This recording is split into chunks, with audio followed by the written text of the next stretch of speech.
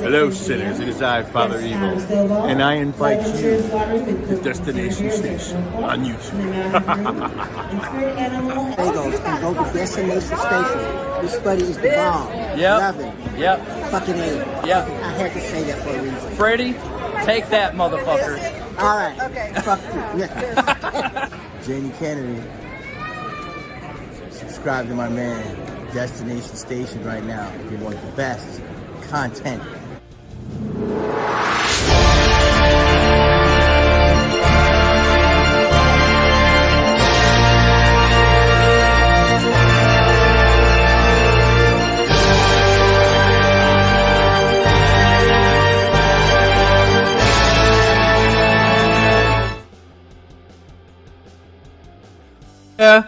What's up? Welcome to Scream Talk. It is back, baby. As Freddie would always say, welcome to prime time, bitch. Okay, sorry. But great to see y'all. I hope we have a great conversation tonight. And I got some guests today. We're going to talk about Stu Macher theories because we all know, if we've been following the Scream 7 news and everything, we all know that Stu Macher is coming back. So I got some questions, I got some ideas, and I want to hear your ideas down in the chat. How do you think they're going to plug his character into the film? And I got some ideas of how maybe he's been there all along. But we will get to that discussion. I hope we have a good turnout in the chat and have a really great conversation. It's been a long time coming, having Scream Talk back, and it's here to stay. It's here to stay. It's been far, far too long. And look, I'm even in my Stu gear. This is what I used to wear back in the day when I started Scream Talk. So yeah, we're going to have a lot of fun, and I'm going to bring my guest on, going to introduce them. Also, subscribe to these fellas. They are super awesome. They're super talented. They got a great channel. If you like my channel, if you like horror, if you like even horror gaming, go subscribe to these guys because they put out fantastic content, and show them some love. And they're no one new to this channel, but also I want to plug in, this was a last minute decision. After this stream, we're going to go ahead and finish off the Final Destination series. We're going to watch Final Destination 5 tonight, 11:30 p.m. Central. So be there, hang out with us, watch the movie, because it's going to be some of these guys' first time watch. So yeah, grab your popcorn, grab your drink. I love your faces, and let's bring on our first guest. First one that is no one new to the channel. He's my brother from another mother. Been there since day one, and super proud of him, what he's done with this channel and everything. So please show him some love and go subscribe to him. It's Marcus from I Shot Him 6 Times. What's up, brother? What's going on, broski? Excited to be here tonight. Finally get back to some Scream Talk and talk about the return of Stu Macher. The man, the myth, the legend, the man who will be gracing us with his presence, alive, I might add, in this upcoming film. I'm super excited, ready to get to it. I hope that's what we're going to be able to see in this new movie, but we're going to get into all that, dude. I want to hear your thoughts about some of these questions. I want you to bring some questions too, because I'm pretty sure you got a lot of them and some good theories. Everybody in the chat, I want to hear your theories too. Put them in the chat. I will get to them as soon as possible. I try to give everybody their shine.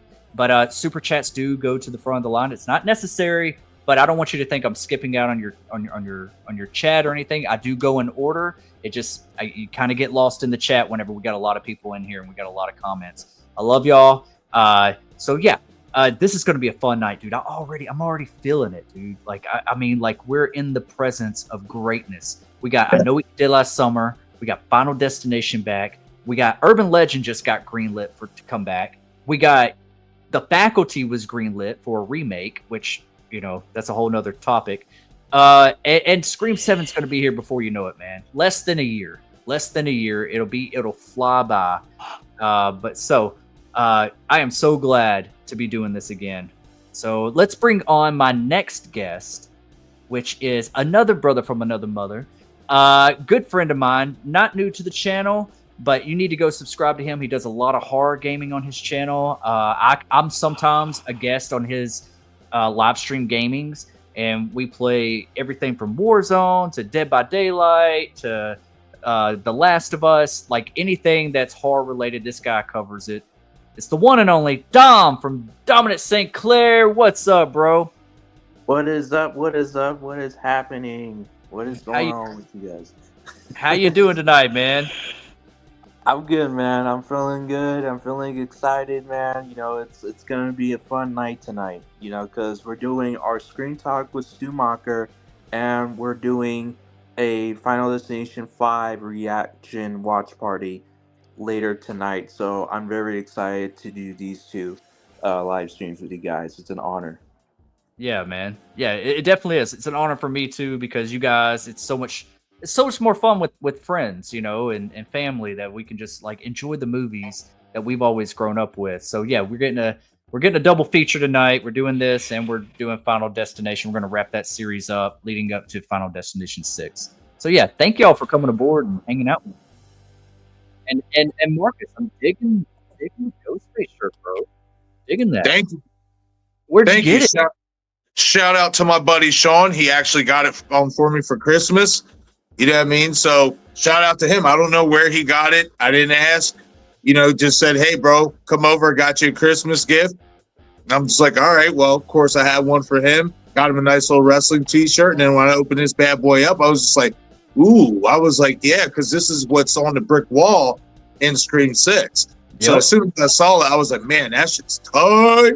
What's the lettering at the bottom? Is there something written? Yeah, it just says Scream 6 and it says what's your favorite scary movie on it, like on the brick wall. Yes. See, I like subtle images like that, like shirts and even like posters and stuff like that. I like it just like bare. I don't want a whole bunch of people on my shirt or a whole bunch of colors. I just feel like it's distracting, you know? Yeah. But something like that, man, I'm gonna have to get a shirt like that. That's pretty dope, man. Yeah, the other one I had on too. The other one I had on the other night or whatever with all the masks. I actually got that at the convention in August at Monster Mania.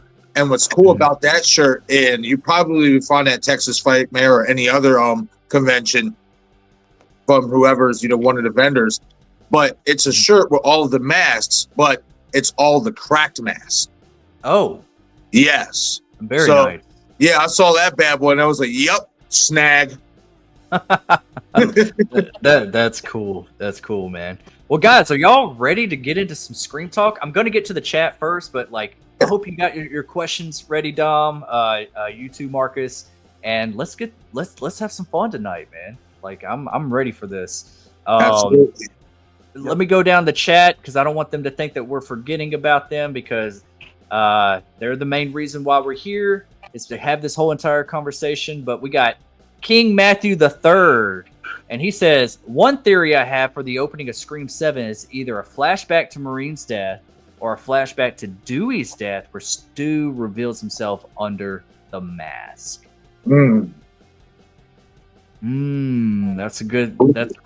a really good theory. That's close to one of my theories. Fellas, Dom, I'll start with you. How would you like to see it? Do you think that we're going to see a Maureen Prescott murder flashback with Stu Macher? I would say I'm open for the possibility for it to be the opening. Just to remind us, like what happened before the first movie and how it all started. Yeah. Because it all started with Stu and Billy, right? So we get to see Stu and Billy commit. Not really see. I wouldn't say I would like to see Stu and Billy commit the murder. Even Beard Entertainment said like he doesn't want to see the murder. He just wants it to be implied that it happened, and you don't really see it, but you hear maybe sounds and slashing or whatever. But it's like off camera, like you see the house or whatever, and you hear them killing Maureen, and you hear the screams and all that, and then it cuts to the title card, Scream 7 or whatever. And so I would say definitely I would love to see that to be the opening. Maureen's death with young Billy and young Stu. And see a flashback with them and getting to know their characters even more like we did in the first film. Think it'd be like some de-aging going on. De-aging. I mean, they kind of were trying to do that with Billy in the last two, and it was okay. But I wouldn't mind if they put it. It was a little distracting in 5 for me. Yeah, and I would say I would put possibly like someone who looks similar to Matthew Lillard, a younger version of Matthew Lillard, you know, and a younger version of Skeet Ulrich, like someone who he's young and looks similar to those two guys, you know, and have it like that where it's like the similarities with the way they look and of course they act as their character, you know, stuff like that. So I think having younger actors to portray the younger versions of these characters instead of actually trying to de-age. So you don't want them to use their actual bodies, you just want them to use their facial features and somebody else being. Is that what you're trying to say? Or you want to just use somebody that's completely looks kind of like them and not use someone them at who all? I would say someone who completely looks like them. But I'm open to the possibility of them using a younger person's body and putting Matthew Lillard's face on it and de-aging him. That's fine too. I just want them to take their time with it if they're going to do that. You know what I'm saying? If they do that, I want them to take their time with it. But for me personally, I would like to see a younger talent, you know, taking on the role of Stu Macher and portraying like Matthew Lillard portrayed him in the original Scream.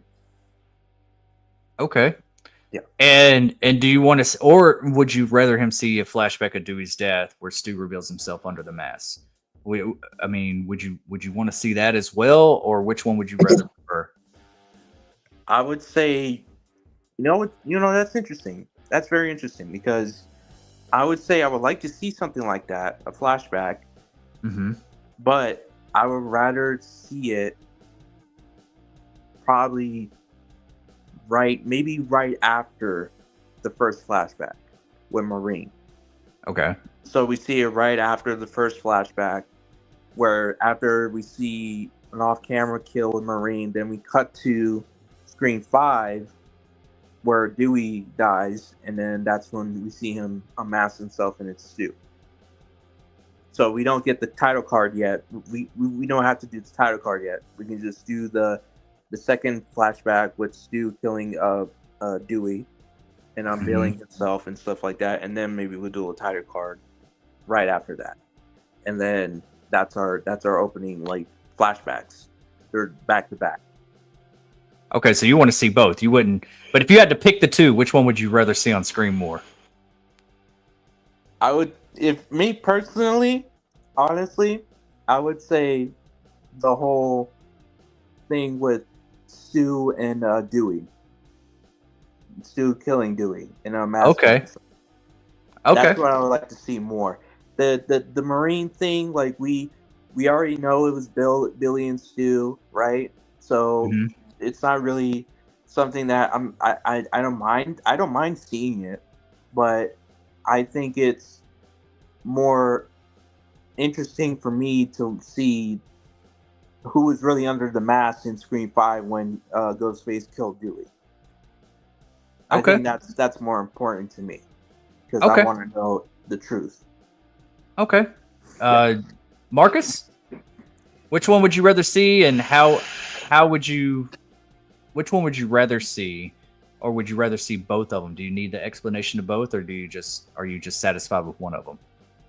I mean, I'd be satisfied with just one. If I had to choose, it would be the Marine flashback. I think the reason why I would choose that is because I feel like if they would choose to reveal Stu in the opening scene of the movie, that kind of blows its wad in regards to keeping us on edge as to whether he's going to be alive in this movie or not.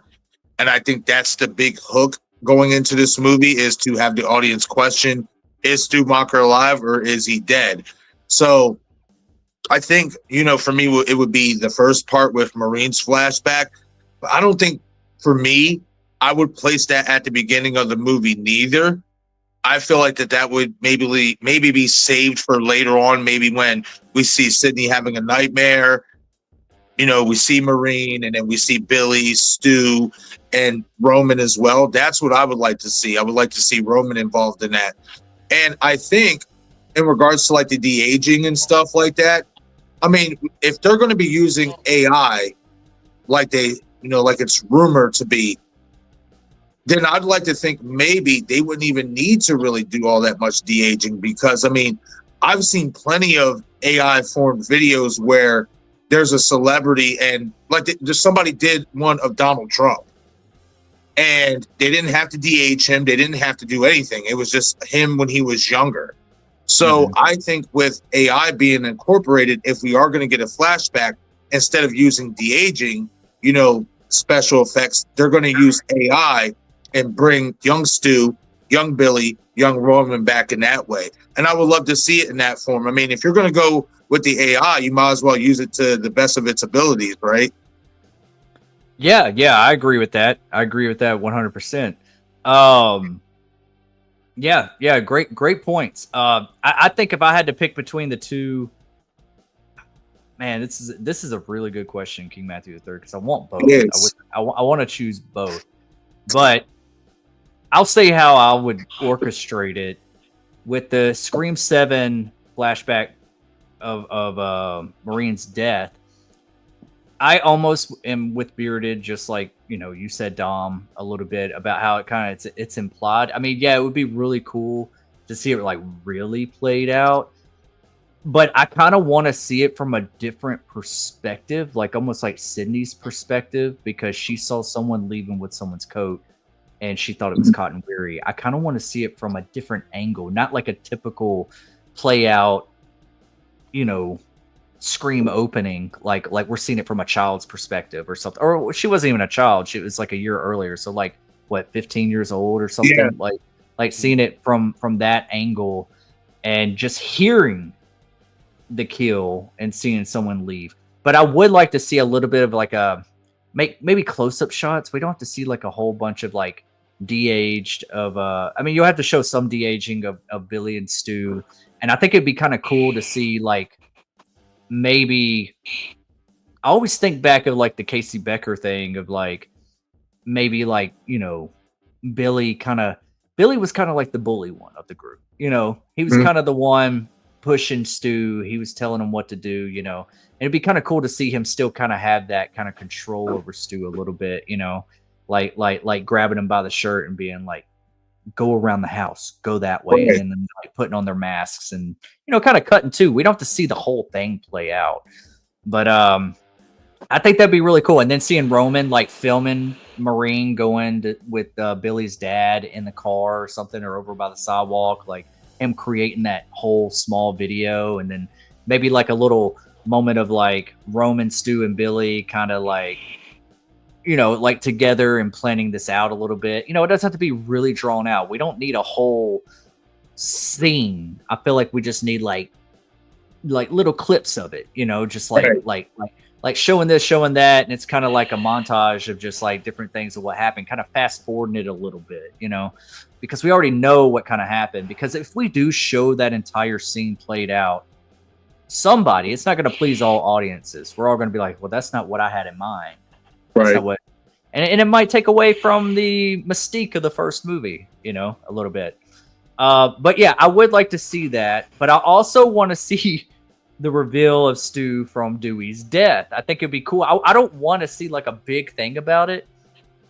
And this is a question I'm going to have later on, so I might save it for them. But yeah, I do want to see that too. But I might have to go more with Marine's death on this one, because this has been a long-awaited one.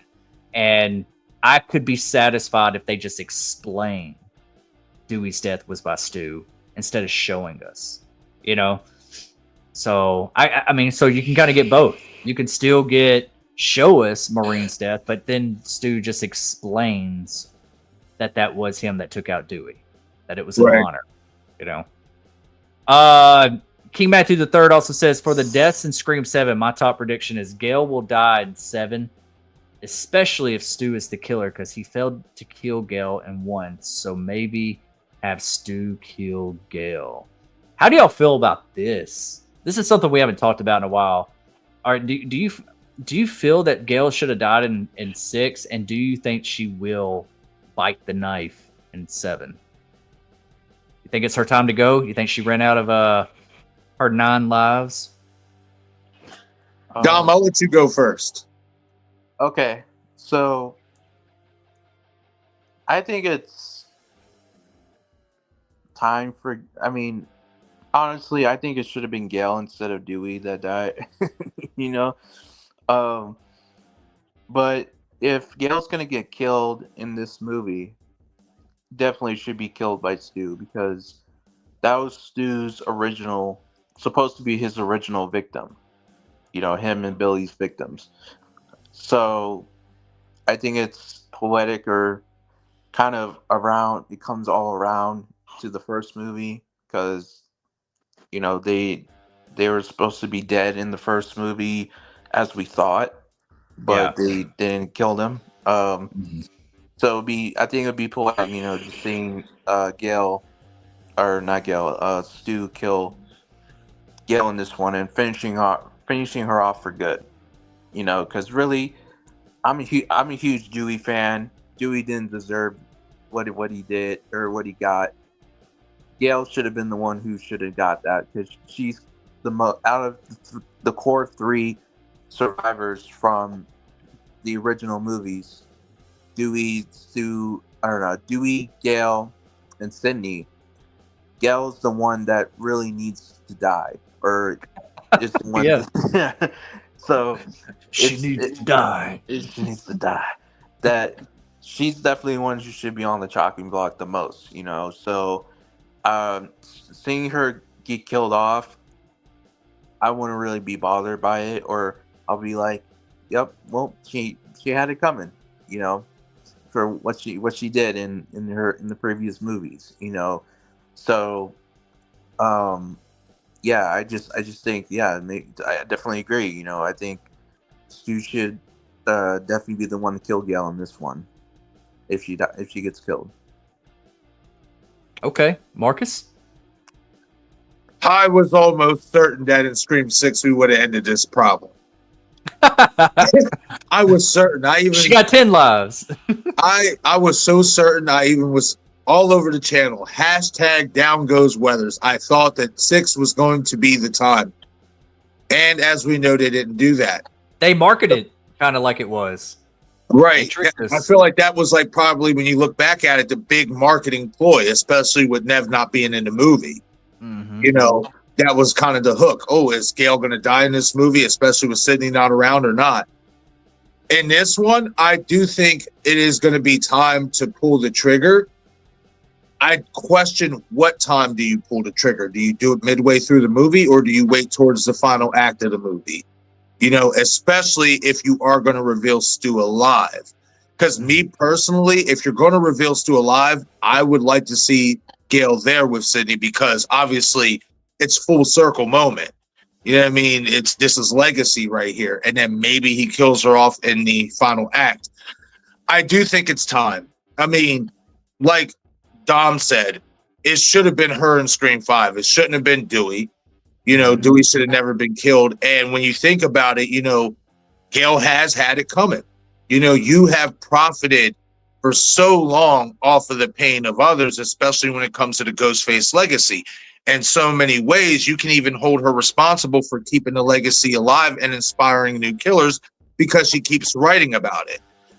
So I think it's going to be interesting. I'm really anticipating what they're going to do with her in this movie, especially in regards to the twins. But I think if there's ever a time to do it, especially if we're going to move forward with these newer characters, like it's supposed to be said, with Sydney's daughter, and eventually Sydney is going to somewhat take a back seat, we are going to have to start killing some other characters that we care about, off. We're never going to get Sydney killed off. So what is the next best option? It would have to be Gale, because even though Gale has that reputation for kind of, keeping this messed up legacy alive, you're going to feel her death too, just as much as you felt Dewey's, just as much as you felt Randy's, Cotton's, all of the legacy characters that have died. You are going to feel her death, especially because the truth of the matter is, when you look at the Scream franchise as a whole, it really boils down to the story of Sidney Prescott and Gale Weathers, and how Gale took Sydney's story and her pain from her mother passing and basically made it a phenomenon. And then when you add in the Ghostface killings of '96, that just took that phenomenon to a whole new level. So if there is ever a time to kill Gale Weathers off, I think 7 has to be that time, because if you're going to keep bringing her back, I just feel like it's going to leave a stain on the franchise, because, again, how many more legacy characters are going to keep surviving near-death experiences that they really should die from, but they just keep coming back? It's time. It's Gale's time to bite the blade. Yeah, and both y'all had great points, and I think the same thing. I think that she's overstayed her welcome. I think it should have been her more than Dewey, just because I feel like Dewey was like the heart, and I feel like Gale is a little heartless and selfish, and I feel like her sins should come back and haunt her. It should get her back, especially after what she does in 6, because she doesn't do what she says she was going to do in 5. Right. And it just makes you like, wait a minute, you're a completely different character than you were in 5. Now you're back to your old Gale ways. And so I really was like, that's really the main scene that I was really on the edge of my seat. Like, what are they going to do? And I think they kind of copped out a little bit. I think that maybe there was an original script to like really kill her, but because she had some sort of creative control with her being an executive producer, so she kind of like has a little bit of control over her character. You know, that happens a lot. When people are executive producing the movie, they're like, okay, well, you know, I'll put forth, but I want creative control of the outcome of my character. So I think that had a little bit of play in there. I don't know if she is on this one. I've heard back and forth she is, and then she isn't. And I heard that Nev Campbell is on this one. So I think that if they do it, I think because we didn't get a legacy kill, we didn't get a shocking kill in 6, I think it's time. It's like, all right, well, we skipped one. Because like 4, we didn't really get one, right? We didn't get really a legacy kill in 4 either. It was just kind of everyone that was new got killed. And so I think it is time. In 6, I really wanted her to get thrown off the balcony. I didn't even want her to take a knife. I wanted to see her slowly falling. And when like Sam and Tara Carpenter are walking up to her building, she just splats in front of her, kind of like that scene in The Departed when the chief gets thrown off and he splats in front of Leonardo DiCaprio, and he's just like, and it just like blood splatters up on his face, and it's just like, and then everybody's like out, like, is that the news lady? Is that the news lady? Like, I think that would have been a perfect way to, you know, she's always been like referenced as like, you got more lives than a cat. Well, a cat's always supposed to land on her feet. She didn't this time. You know, like, I don't know. So I don't know. I think on like a little bit something like that. I think that when they do take her out, it's got to be significant. It can't just be a Sarah Darling kill. It can't just be. It's got to be something like what Dewey endured. Something like what Casey Becker endured. You know, like like it has to be real emotional and real shocking.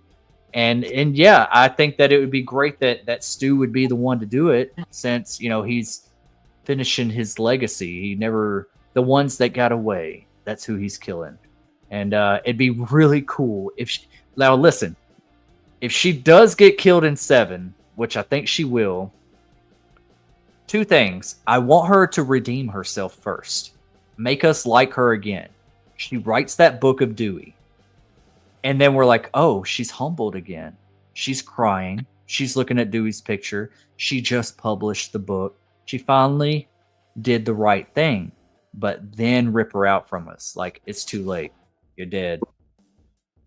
Because I don't want her to go out to where we really don't like her. Because there is a side of Gale that we do like. And I think that we need to end on that. We need to end on her doing something good.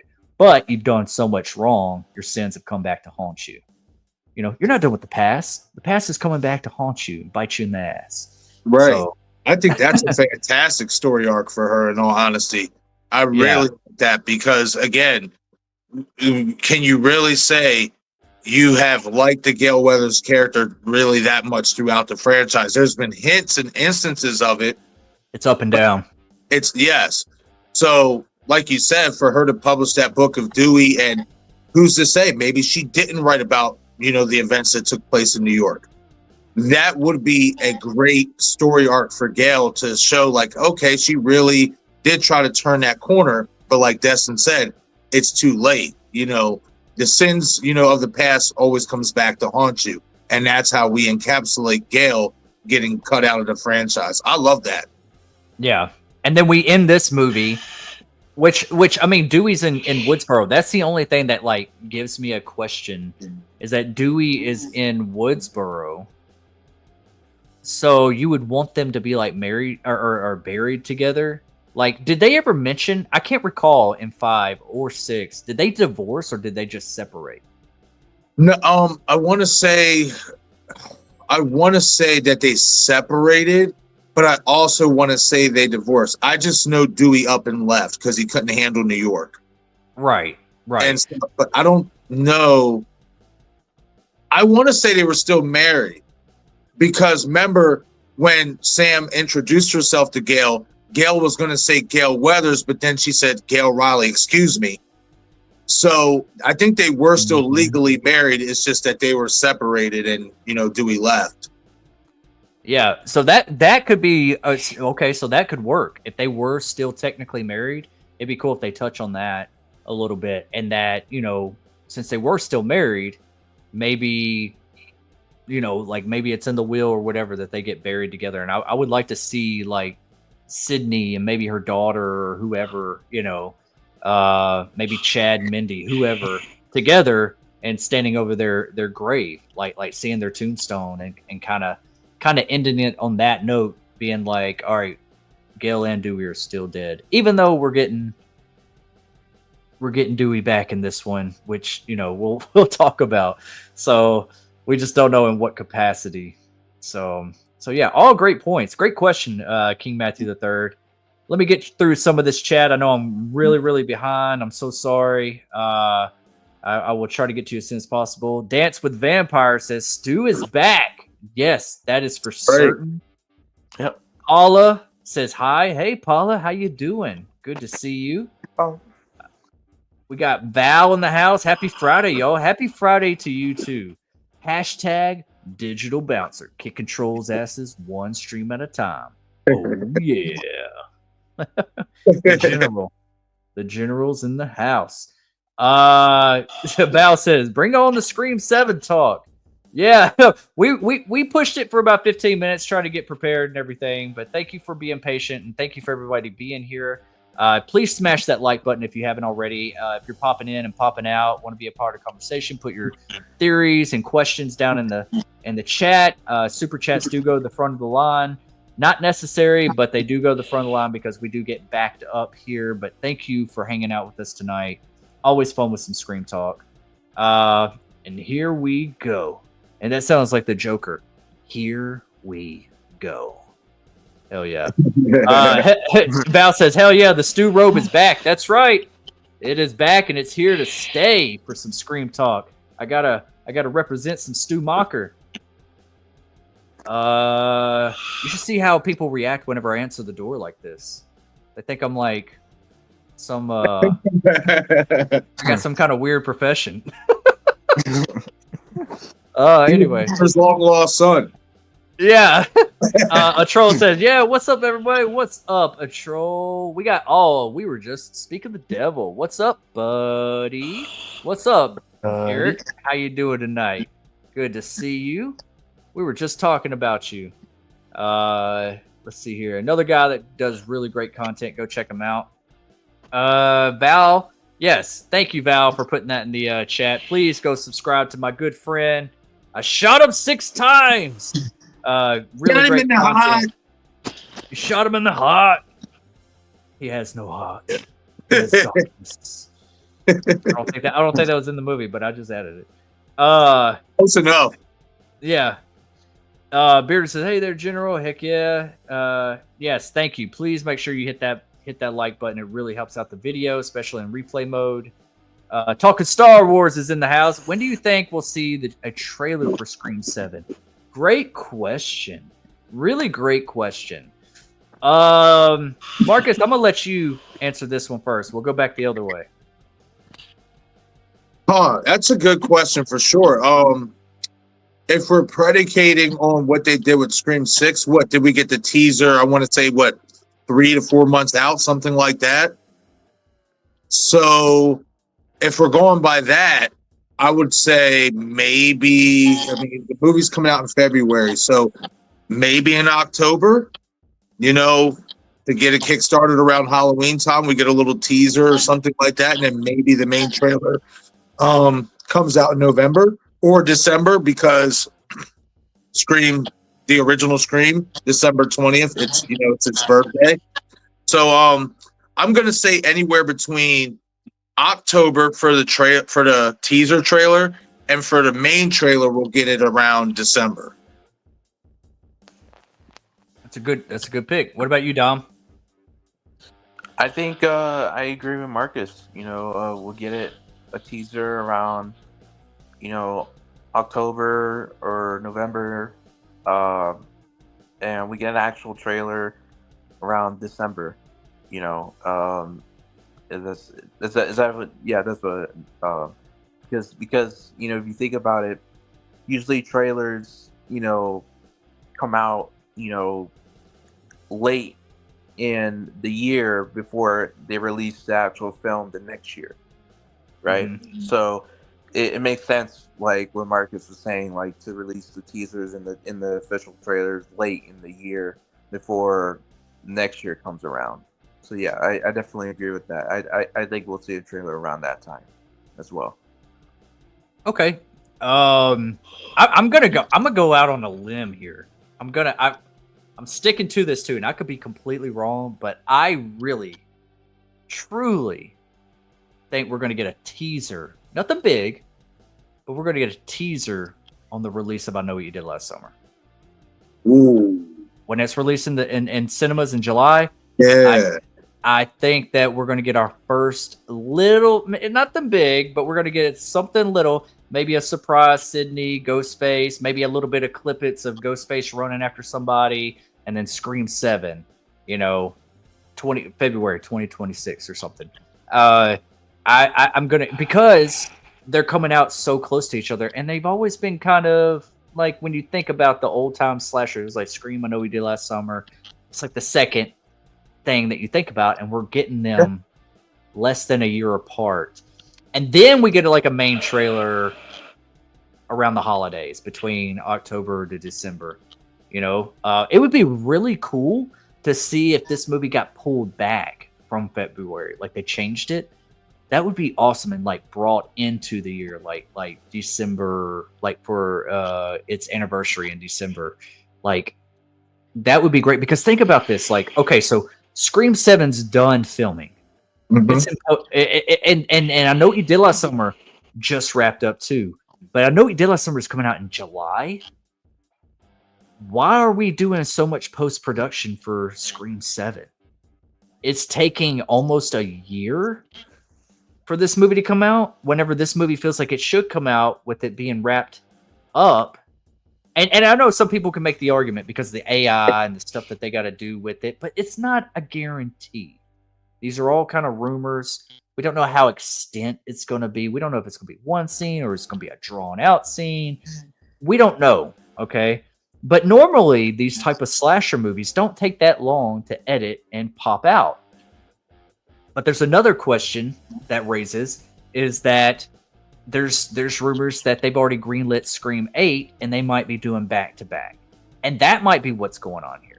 We might get an announcement that Scream 8's greenlit and they're about to start filming it, so it comes out later on in 2026 or the beginning of 2027, so we might be getting like one of those, like 2-in-1 movies, and it might be leaving on a cliffhanger. But anyways, the question being, when do you think you'll see the trailer for Scream 7? I think we're going to get our first our first piece of marketing with the release of I Know What You Did Last Summer. That's what I think. I think they got enough time to cut something together. I think they got time to cut a teaser together by then. Do you guys think that? Because I don't think it's confirmed yet that I Know What You Did Last Summer is in the same universe as Scream, right? No, it's not. Is it possible that they can cross over? In the Scary Movie franchise.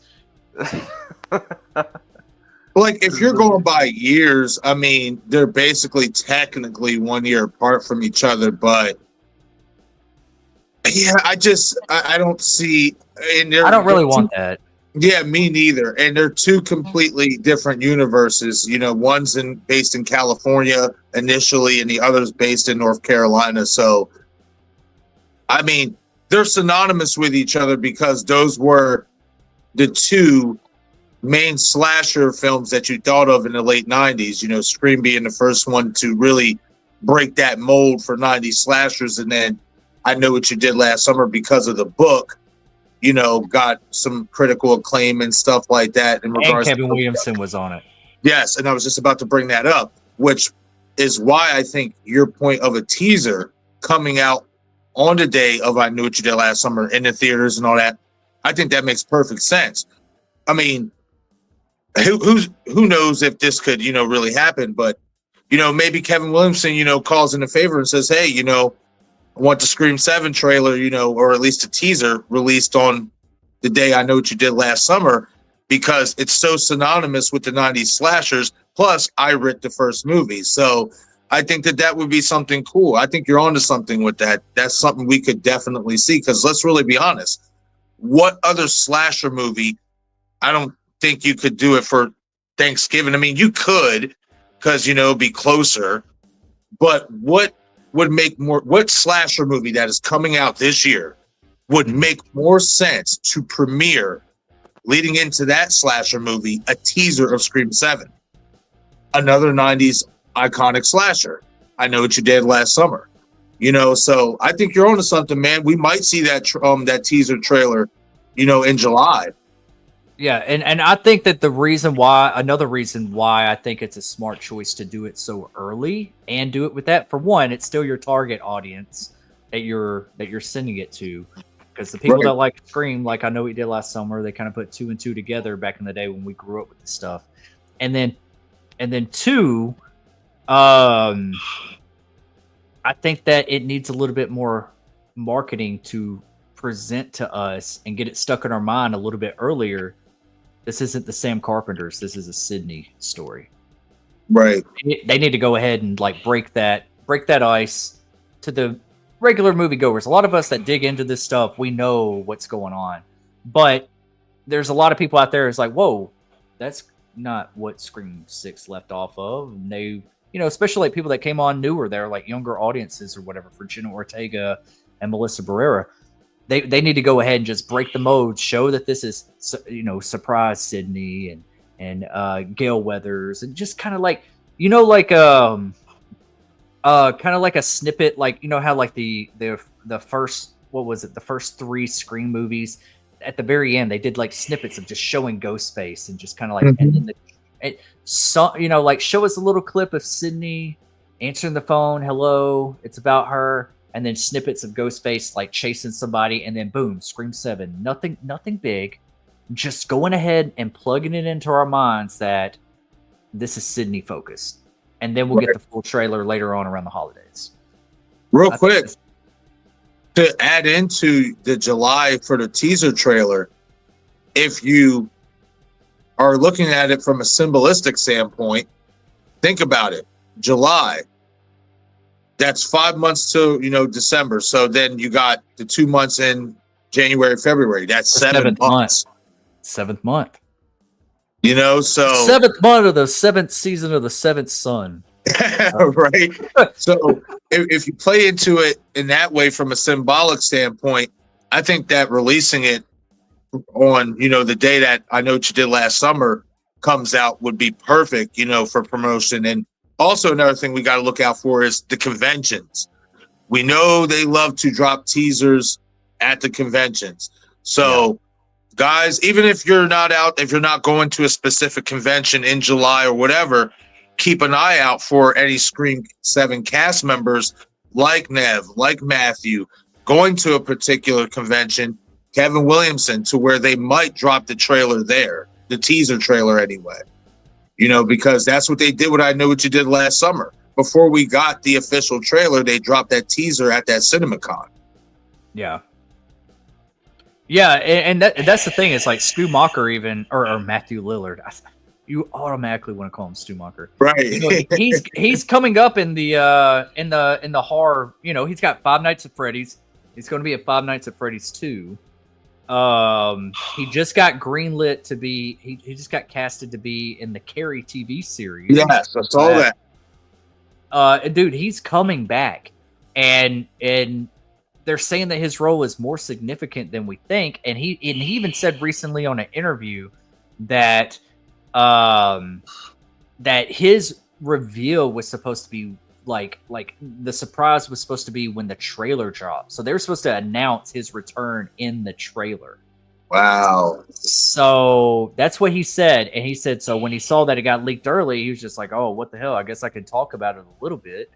And same thing with David Arquette too. You know, he was talking about it on a talk show one day. Not very much, but you know, he said, you know, I really don't know how they're going to utilize them, but I think they got more in store for these two characters, more than Roman. I think that they got something more in store for these two characters, and I hope it's something good, for sure. Thank you, Val. Yes, subscribe to Dom. He's here on the channel. Check him out. Great content. Go shoot him a sub and watch his gaming content. Sometimes I'm over there, you know, shooting some shit. You know, we'll do some gaming content and stuff. So yeah, super good guy, super great content. And I am a gamer. If y'all don't know, like I know you know Dom, but I do like to game from time to time. And horror games, horror survival games are my jam. Warzone, Call of Duty Warzone, and survival horror games is what I stick with pretty much. Yeah. Those are my nerd moments. That's what I'm doing when I'm not hanging out with you guys. Except for working. I mean, I gotta throw work in there too. But King Matthew III says, I'm just curious on how Stu would get his Ghostface outfit back if he's alive in 7, because last we seen it was in New York with Gale and the Shrine. That's a good point. Maybe he was there all along. Maybe he was there. Maybe somebody that's involved in 7 is secretly helping. Maybe an accomplice. Chad, Mindy. I don't think Chad would be, but Kirby. I got some theories on Kirby still, and I'm really curious. I'm really surprised we haven't got announced that she's back. I kind of feel like she needs to be back. Maybe there's a reason for that. Yeah. I think you know, she has access to a lot of shit, and the guys that were what was his name, Jason, and the other guy that started that shrine, Greg. Who's to say that they weren't, you know, accomplices of Stu Macher? You know, like they could have been. That could have been how they got all this stuff. We dropped Dom. He'll be back. He'll be right back. Be right back.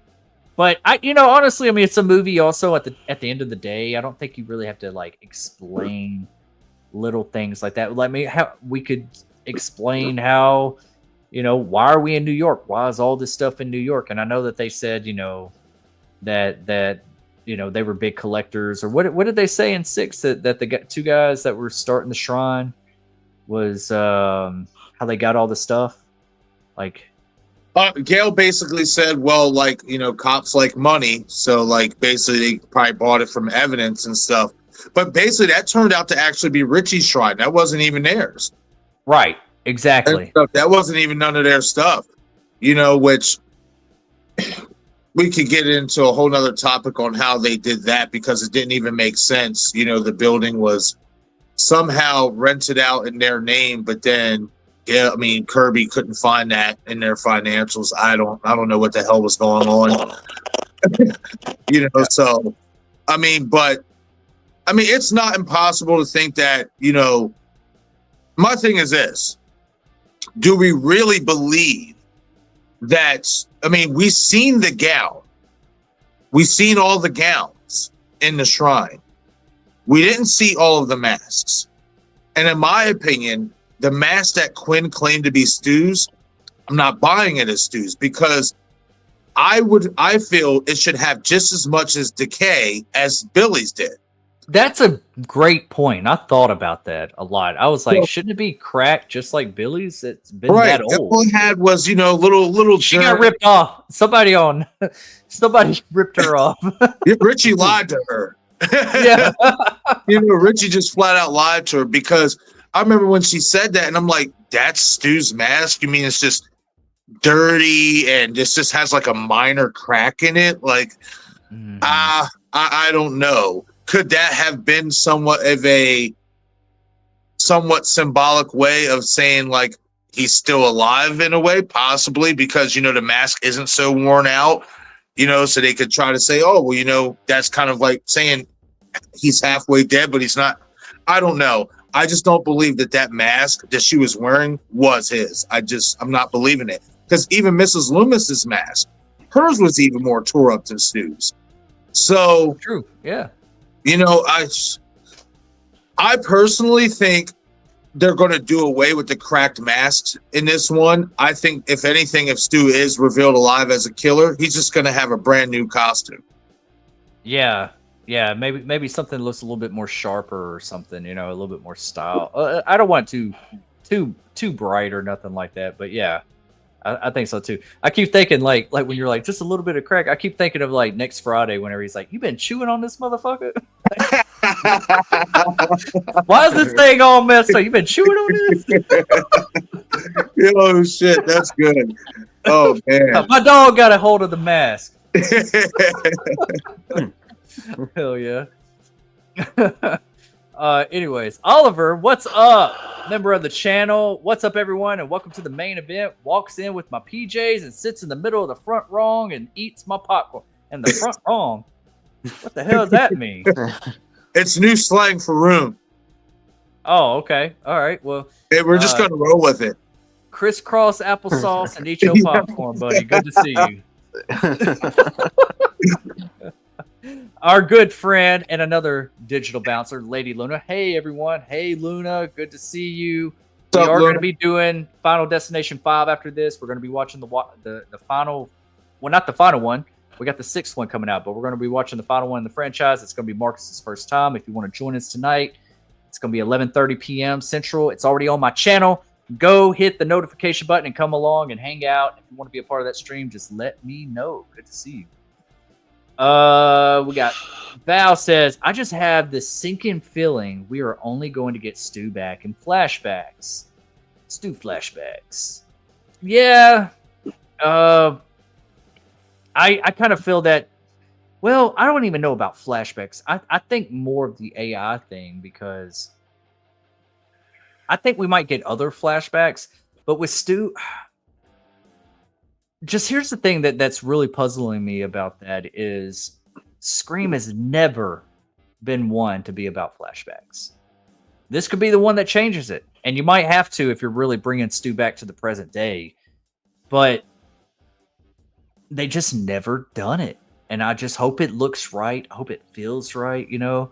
You know, they do it in the Saw franchises. And how often are they going to do it? Do you want it throughout the movie, or do you want it whenever the killer is revealed and given his motive and where he was and why he did what he did?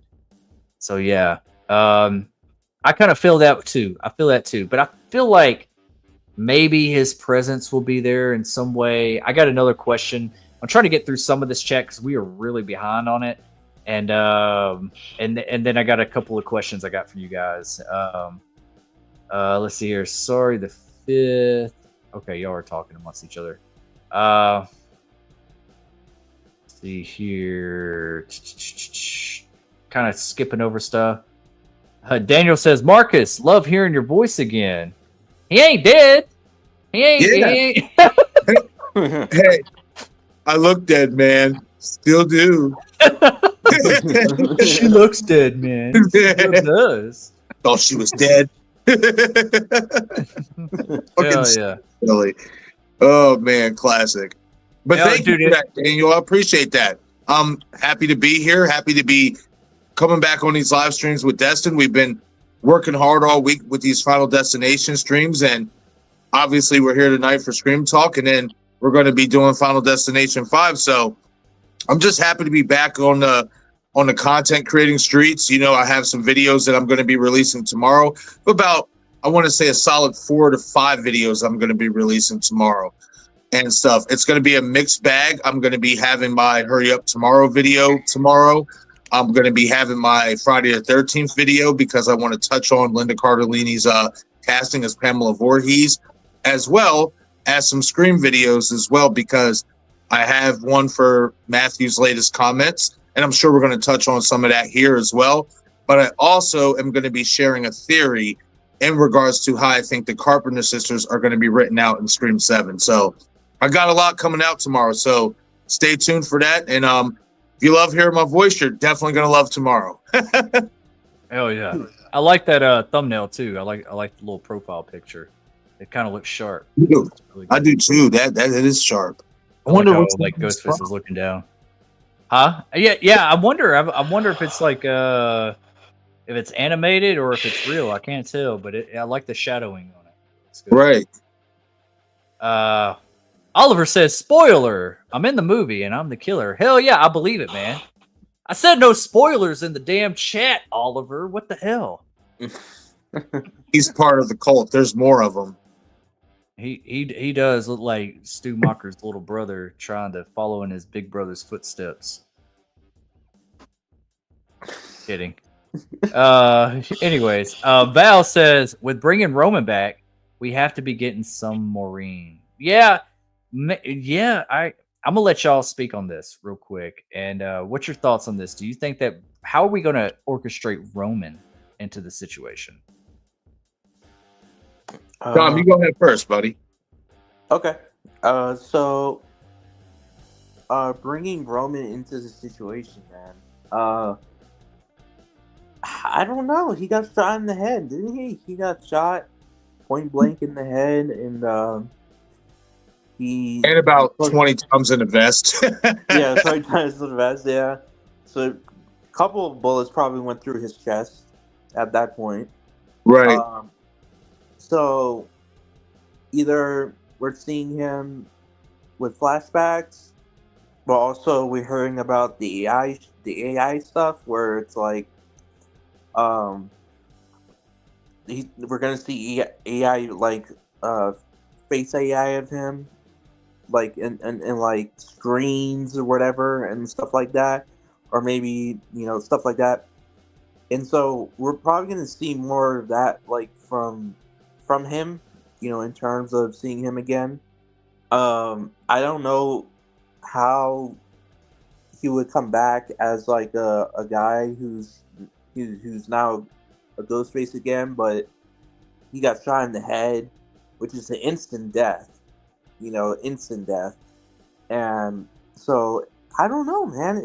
That's a good question, I mean, just I don't know. I just think flashbacks and AI shit.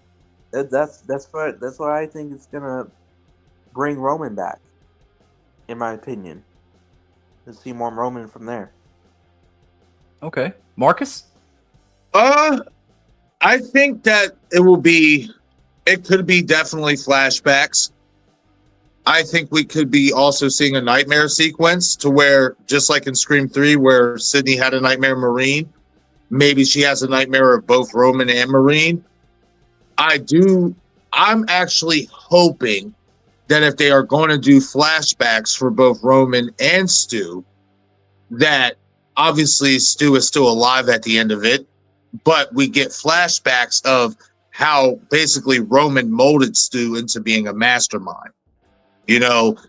I will stand on business when I say Scream 3, when you really go back and look at that movie, Roman was going to do something with Stu's house and stab.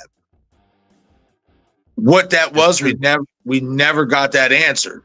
Could we get that answered in Scream 7? It's very possible.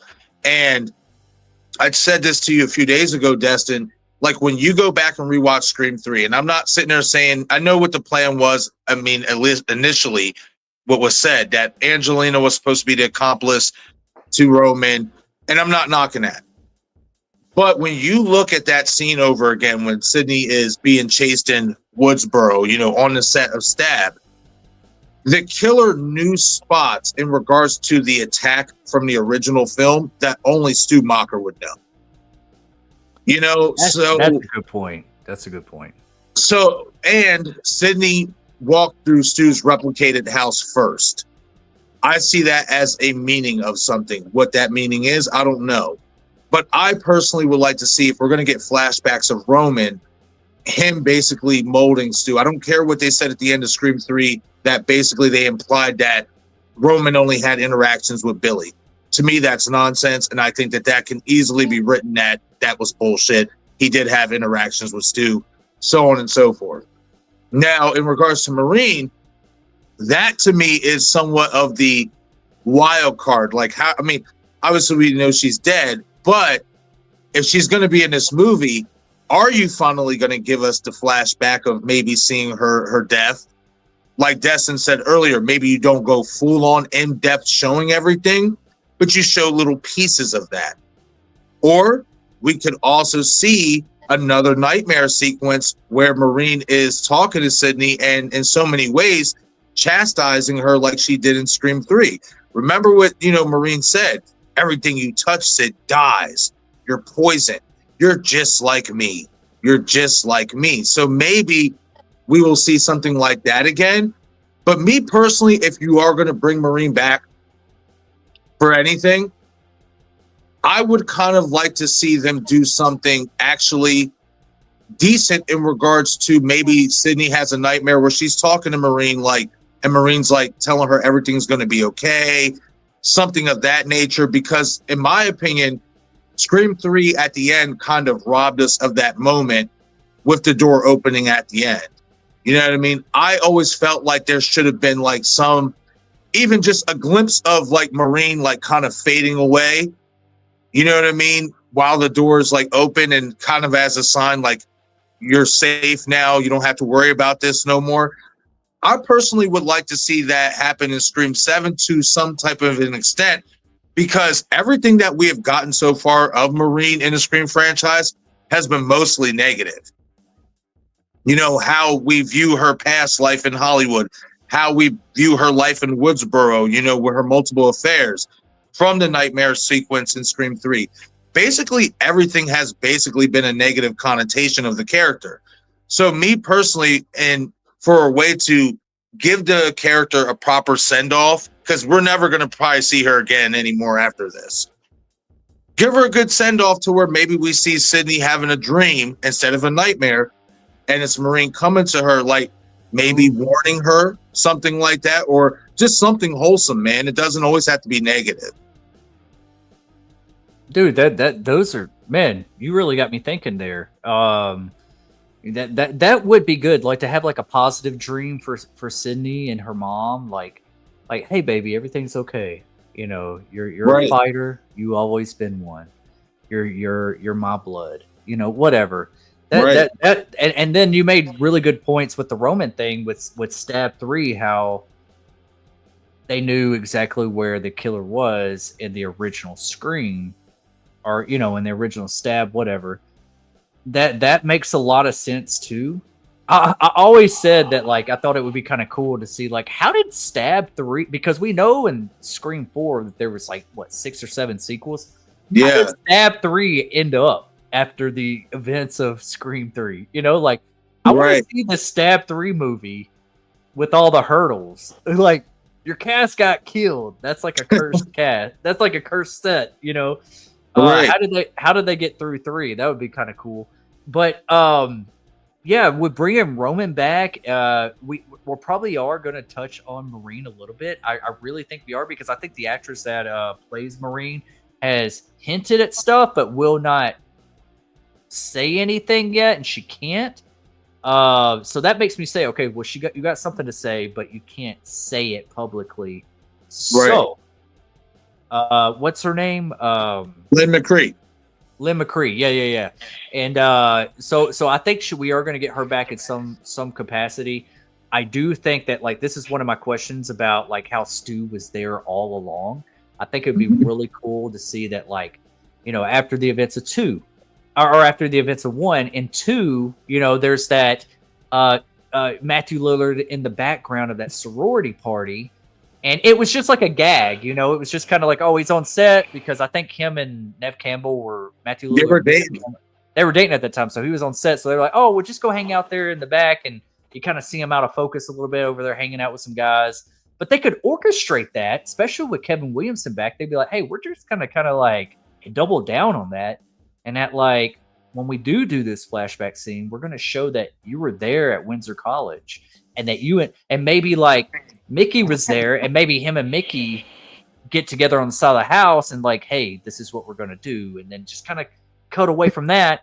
Like I can imagine, or how I would reveal it, like if he's revealed as the big mastermind at the end, and he's like, yeah, I was there all along. I was there at Windsor College, and it shows that's where he was, and like the camera kind of like zooms into him, you know, to kind of show. And now, audience.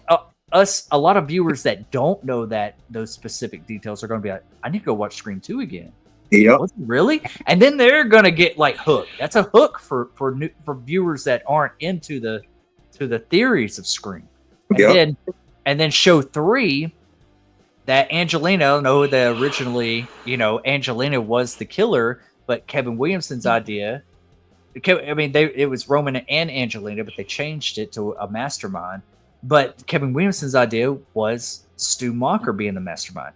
He could go back to Scream 3 and just go there's a scene where, you know, like Angelina was very on the nose. Like you were like, she has to be the killer. She's so red herring that I don't want her to be. Like she's so sloppy, you know, like even in the bathroom cell or bathroom stall, she's like dropping the mask and just so obvious. And it's just like, it can't be her because how obvious it is. And she's not very likable. And then and then when she does get stabbed at Milton's house and get dragged away, maybe that was Stu taking her out and pulls her away, and she's like, that's not how we rehearsed this, you know, kind of like how Charlie told Jill. And he's like, you know, like kills her, and he's like, there's only room for 2 killers here, not 3, and he kills Angelina. Like, kind of flashes to that. And then in 4, you could orchestrate him some way. I know I mentioned this before, maybe with Jill and Charlie. 5, you could show a clip of him being the one that actually kills Dewey. 4, you could show that he was the one that was attacking Gale, you know, and like maybe when he ran out, when he was getting shot at by Sam and Tara, like he makes it to the hallway and he kind of like pulls off his mask, you know, and kind of takes off running or something like that. Like you could show like a whole collage of like these little clips of all the movies of showing that he was always there, and then we cut back to him explaining everything to Sydney and her daughter or whatever. Like, right. I want to see something like that. I might be asking for too much. Is that too much on the nose here? Go ahead, Bearded. Oh. Shout out to my brother Eric. 2 things I want to point out. The one you just mentioned about, you know, Gale's scene or whatever. If you reread, and I think you can find it on Scream, I want to say ScreamThrilogy.com, Nate Reagan's website. I know he's been on Craven's channel a few times. But if you read the original draft for Scream 6, Gale's attack scene was literally, I'm talking about move for move, identical to Sydney and Stu's fight scene in the original Scream movie. When he comes out and he's like, oh, and he like jumps on her and they're rolling around and stuff like that. And she hits him with the glass and she bites him on the arm. Literally, how Gale was supposed to basically respond to this attack was exactly how Sydney did. Hits Ghostface with a glass slam, bites him on the arm to where you hear him scream and stuff like that. So I think the reason why they didn't go with that with that attack scene playing out like that, because it would have been way too obvious, especially when you add in the fact that we've seen the killer do what Stu does. Oh, yeah. So I think that's why they scrapped that out. But to go back to Scream 3 and that scene in the fake Woodsboro on the set of Stab 3, the reason why I say it had to be Stu, and I'm doubling down on this, because some will say, oh, well, maybe these killers, Angelina, whatever, they saw the original Stab movie and how that scene with Sydney in her house played out with Stu chasing her. Here's the thing. If you go back to Scream 2 and you look at the opening of the original Stab movie, you can tell that there are clear differences between the actual events that happened in Woodsboro and what they put in the movie. Casey Becker's chase scene in Stab did not play out the way it did in the original movie. Remember, you seen Ghostface even on top of her roof. Her house was way bigger. So there was things in the Stab movie that they changed compared to the real events. So what I'm saying is that only somebody who knew exactly what spot Stu Macher was in Sydney's house in regards to the closet, how to chase her up those stairs, it had to be somebody who had done it before in that exact same fashion. So I'm right there with you, Destin. If we're going to get Stu alive, I want to see them go back to basically he's been involved in every single movie, some shape, way, or form.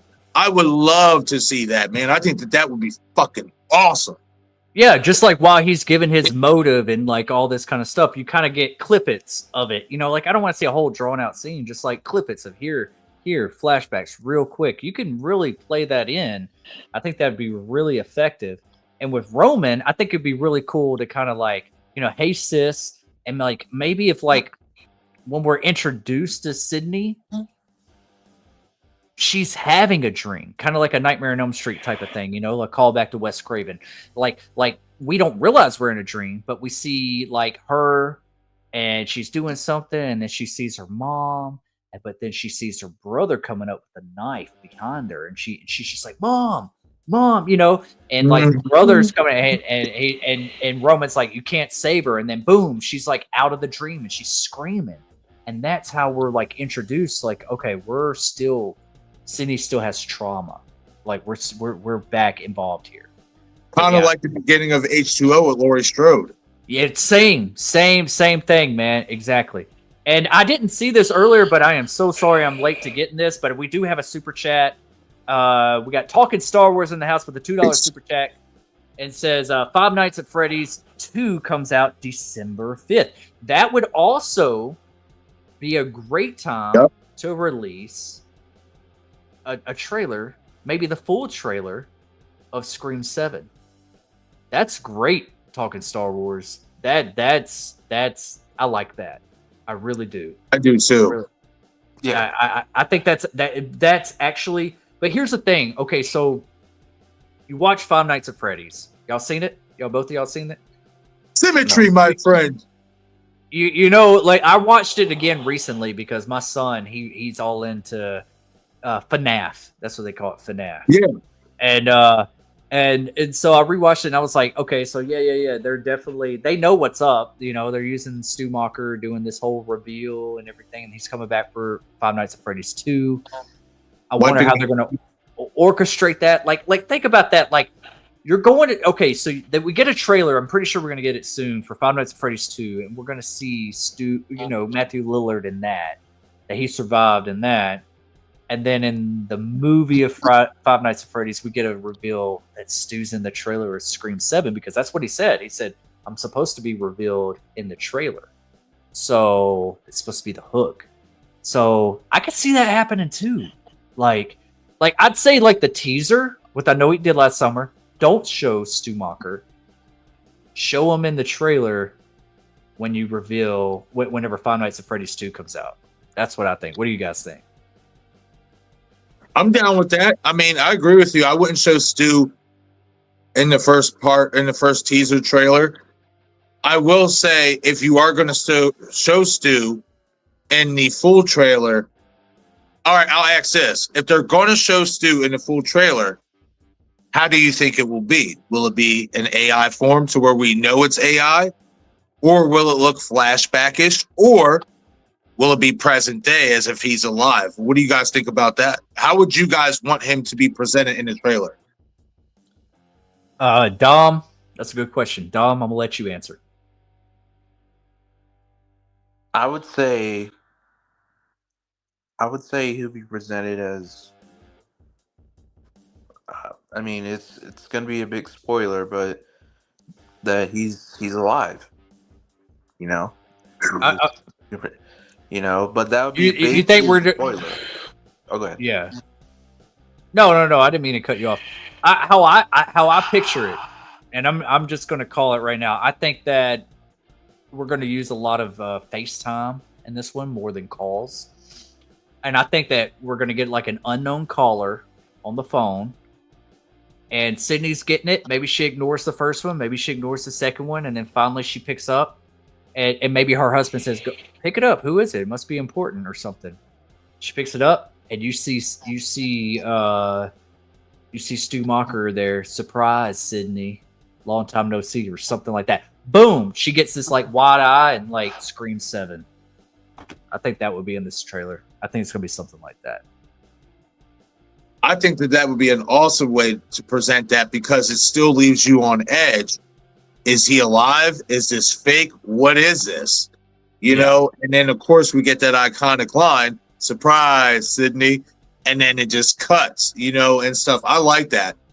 I honestly think that's how I would want them to do it. I don't want them to give away, if he is alive, don't give it away so fucking soon, please, because that's going to, I don't want to say it's going to ruin it, but it will take some of the pizzazz off of it. The whole hook that I feel like this movie should, you know, this should be the whole hook for the movie. Play into it. Is he alive or is he dead? To me, that's how you got to play into this. If we get some flashbacks, cool. That doesn't rule out the possibility of him still being alive. You know, so that's what I want to see. If you're going to put him in a trailer, have something like that that's going to still keep us guessing because, like you said, even the casual audience who may have seen the original Scream movie and seen the original and maybe vaguely remember it, they're going to see him and be like, was he in the original? Holy shit, I got to go back and watch that one. Yeah. You know? So now this whole conundrum just starts all over again, man. Like, I just hope that they don't spoil anything. I hope nothing gets leaked crazy, you know, to where they have to go and cut it out. Because remember in Scream 6, in the bodega scene, we had that Ghostface who had all them bullet holes in the road. And then when we got to the movie, we didn't see that. And I think the reason why that is because that photo got leaked and it wasn't supposed to. Oh. Good catch, bro. Yeah, bro. So I think that's what they have to do for Scream 7 in order, if you are going to bring Stu back alive, by any means possible, by any cost, you cannot let something like that get leaked out. You can't. You have to guard that with your life. Like, yeah. One thing I can say, and thank you so much for talking Star Wars. I'm going to give you a clip here in a second, but I kind of wanted to like sit on this for a second. With Matthew Lillard coming back, Stu Macher, if he is present time, if he is here in the present, and it's not just all AI and flashbacks, if it's not just that, if there's more to chew on there. After rewatching Five Nights at Freddy 1, as much as I like seeing him in there and that whole reveal and everything like that, I don't want to give any spoilers away. I don't want Stu Macher to act like he did in that movie. That's one thing I don't want in Scream 7, because if he does, I'd rather leave it in the past. Like, I want Stu Macher to feel like Stu Macher, not what happens in Five Nights at Freddy's. Does that make sense at all? Yeah. Like, I mean, he was menacing and stuff, but it's just like, I don't want him to ham it up like that. I want him to be kind of cool. I want him to be kind of humorous, but not over the top, you know? Like, I want him to be a little dark, but he still has those like goofy quirks, you know? Right, and I think, especially with Kevin, you know, directing, and Guy Busick being the huge Stu Macher fan that he is, I don't think that they would tamper with. Obviously, he's older. there's going to be some differences, but I don't think they're going to deviate too much from who he is. Actually, it's interesting that you brought that up because Mason Gooding, when he was talking about, certain little tidbits of Scream 7, and he gave away some insight in regards to Stu and Roman, he talked about how when you look at Scream 1996 and then you compare Stu in Scream 7, in 1996, that version of Stu is actually more grounded. So what that tells me is that in Scream 7, we're still going to get Stu Macher, but it might be Stu Macher on steroids a little bit. You know what I mean? Like he's going to be buffed, or is he just going to be crazy? I mean, according to Matthew, that's what he wants. Oh yeah, he's going to be ripped. He's going to be amped out. Yup. You know what I mean? So that's what he wants. You can DH me from the neck down. I feel like when Chad, well, you can't help but call these actors by their Scream names. It's hard to do it.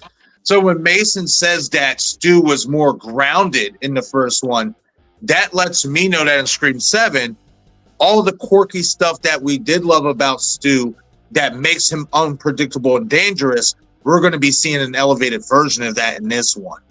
And I'm excited for it. I'm with you, man. I hope that they don't try to make his Stu Macher character like Afton's character in Five Nights at Freddy's.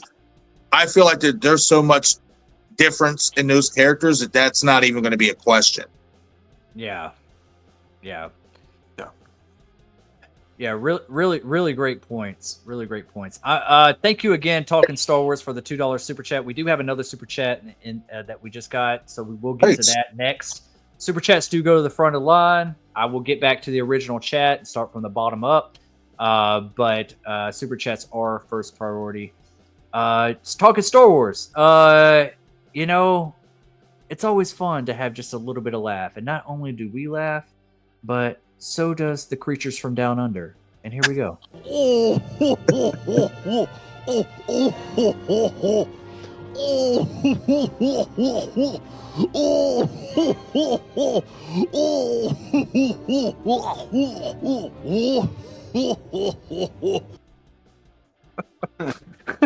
Never gets old, man. Never gets old. Let me ask you something. Do you think this is what Jaws is doing every time, teens and kids come into the ocean before he goes and attacks them? He's just sitting there cackling like, I'm gonna get you fuckers. Dude, that's a great idea to make like a parody Jaws movie. Yeah. Dude, that is a great idea. We need to get to writing like right now. Yeah. Dude, that would be funny as hell. And then at the end, we bring a different sea creature in or something like. Right. That'd be really fun. And like the shark can talk like Milo and Otis or like Homeward Bound. Yeah. Talk some shit to other people, being like, "Look at this dumb motherfucker. Yep. Take the dip. I'm about to bite his toes off." Yep. But it make it bloody as shit. Man, Really cat gruesome. muscle looks mighty fine. It looks very tasty. Human ass is on the dinner plate tonight. Oh yeah, dude. There's some enjoyment there. I might give that a little bit of a thought. We do have another super chat in the house. Our good friend, he's been on the channel a couple times. I think he was there for Sawathon, and he is a member of the channel. And it's our good buddy Oliver. With a $5 super chat. Says Scream 7 ends with a phone call from Stu. All you hear is "Surprise, Sydney," fade to black, and all you see come up is "Continued" in Scream 8. Ooh, I like the way you think, man. Great minds think alike. I that's kind of how I'm thinking too. Dom, what do you think? Yeah, I mean that'll leave you up as a cliffhanger for the next Scream 8. So yeah. It'll keep people like enticed and excited for Scream 8. So it gives the studios a reason to release it and all that. So yeah, man, it definitely a good lead up to Scream 8. And gets people like they're like, oh shit, it's Stu, oh shit, like, you know, just at the end, you know. So kind of like what it was with Jason Goes to Hell at the end when Freddy's glove popped up and grabbed Jason's mask and bring it down, and you hear the laugh. It brings up the hype. Yeah. It definitely Yeah. brings up the hype, man. Like, I love the idea. Marcus, what do you think, man? I'm not against the idea of you know, Scream 7 ending this way. And though I'm not against it, I personally would want to still see a traditional reveal from Stu. Mm-hmm. You know, we're going to reveal that he's alive, because I just feel like that is so monumental. You got to have that. And I just feel like if you're going to end on a cliffhanger with hearing his voice, I mean, it still could be somebody else, like using his voice as AI or something like that. So they could lead into this cliffhanger in 8, you know, following up with 7, like, oh, is Stu alive? Is he dead? Like, they could still drag that out. But do we want that dragged out? Exactly. You know? Yeah. And here's the thing is, what I'm thinking is, if they are planning on revealing his presence in the trailer, like he said, which they could change it, but it sounds like that's what they're really planning on doing. So it's going to be marketing for 7 instead of 8. I feel like it would be a really bad cop out if, like, you reveal that in 7's trailer, but you don't show that clip that we saw until the end of 7, leading into 8. That would almost kind of like piss a bunch of people off, because we're like expecting to see him in this one, but they showed us the last clip, you know, in the trailer. You know, and some trailers do that. They do show us like the last bit of the movie. And another thing I want to add is, like, I love the idea. I absolutely, Oliver, I love the idea. I would want it to be more, instead of a phone call, I want to see it FaceTime. I want to see Stu's face when he says it, you know, like, and then it can fade to black and all that kind of stuff. Like, I mean, yeah, you could say surprise Sydney, but at this point now, knowing that he is here, I kind of want just a little bit more. I mean, I'll be probably satisfied with whichever scenario we get. Just give it to me, but, like, reassure us that Scream 8 is greenlit before Scream 7 comes out, and they're working on it right now. Like, that's what I want. But yeah, great idea, Oliver. Great idea. I will add one more thing. I think another thing that kind of doesn't hurt it, because we don't know, but what kind of puts that cliffhanger for Stu in jeopardy is we don't know what other projects he's going to have coming up. I mean, he's starting to get a lot. He's starting to get a lot. He's got The Carrie coming up. He's got Five Nights at Freddy's. We don't know if that could turn into a trilogy. You know, I'm not too familiar with the video game, so I'm going into these Five Nights at Freddy movies in the dark. He's on a renaissance right now. Yeah. So I just think the plan was to get him back for the 7th movie, because of this renaissance that they know he's on. This might be the only time he's available to do it. And plus, you got to keep in mind too, Matthew's got his own filming studio and shit. He's making movies of his own. Yeah, you know? and he's got his own liquor and gaming stuff. Like, he makes, like, what's it called, Quest Inn whiskey, something like that. Yep. I'd like to buy some. So he's juggling a lot right now. So I don't know if that's the direction they would go in for his character to lead into 8, unless they already have it written in stone in a contract that he's on for 2 films. Yeah. You know, now if he signed on for 2 films, then booyah, there you go. But again, I just wonder, like, how long are you going to drag this idea of, is Stu alive, is he not alive, out before audiences get fatigued with it? Yeah. Yeah, very true. But so what we can all agree on is, I think everybody's on the Stu train, right? Regardless of how we get him back. Right, Dom? Absolutely. Marcus? Absolutely, man. And it looks like Oliver too. So all we can say, it just keeps chugging along. Chicka chicka chicka chicka chicka chicka chicka chicka toot toot. Chicka chicka chicka chicka chicka chicka chicka chicka toot toot. That was the perfect facial expression to put on there too. Yeah. I looked for the perfect. I was like, man, what's the perfect face to put on this? Like right now. Yeah. But hell yeah, I think we're all in for a treat. We already know that he is coming back, so I think it's all making us. I'll give Oliver one more, and then we'll move back to the beginning of the chat. Super chats do go to the front of the line. Thank you so much, Oliver. Super awesome for your generosity of giving a super chat and being a member of the channel, dude. I got to get you back on the channel for some watch parties. So we will be in touch, and because we had a lot of fun when we did Saw-a-thon last year. That was a really good time. Yeah, Oliver really knows his stuff when it comes to Saw. Yeah, he does. Yeah. Really good friend of the channel. But you know, all this Stu talk, all these theories, you know what it's making me do? It's making my head explode. Got it. Okay. And this is the upper. Enough!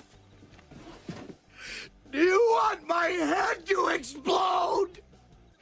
In the name of all that is good and decent, no more for today!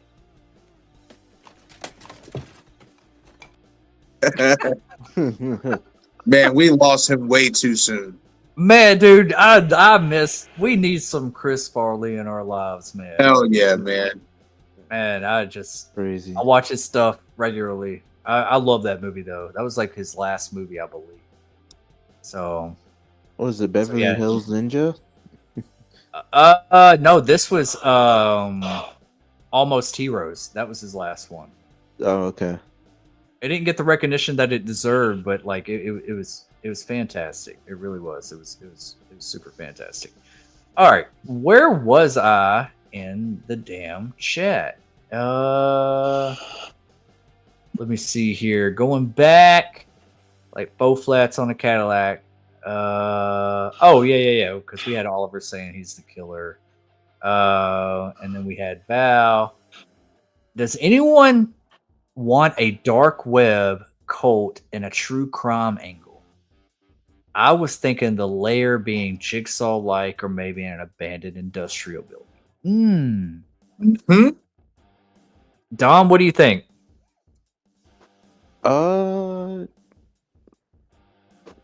Yeah, I agree with the whole true crime angle, because you know Ghostface is like a true crime type of story, you know, that can be told, you know, through like ID discovery, whatever, and stuff like that.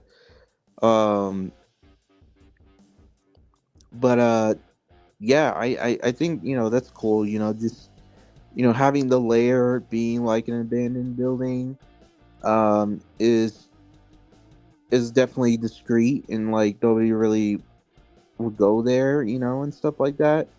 So it's a good place to have a lair and like set up, you know, underground lair there, and have all the ghost faces together, and you have Stu as the leader, you know, or something like that, you know. And but having, you know, dark web involved as well, using the dark web to communicate is a real thing, you know.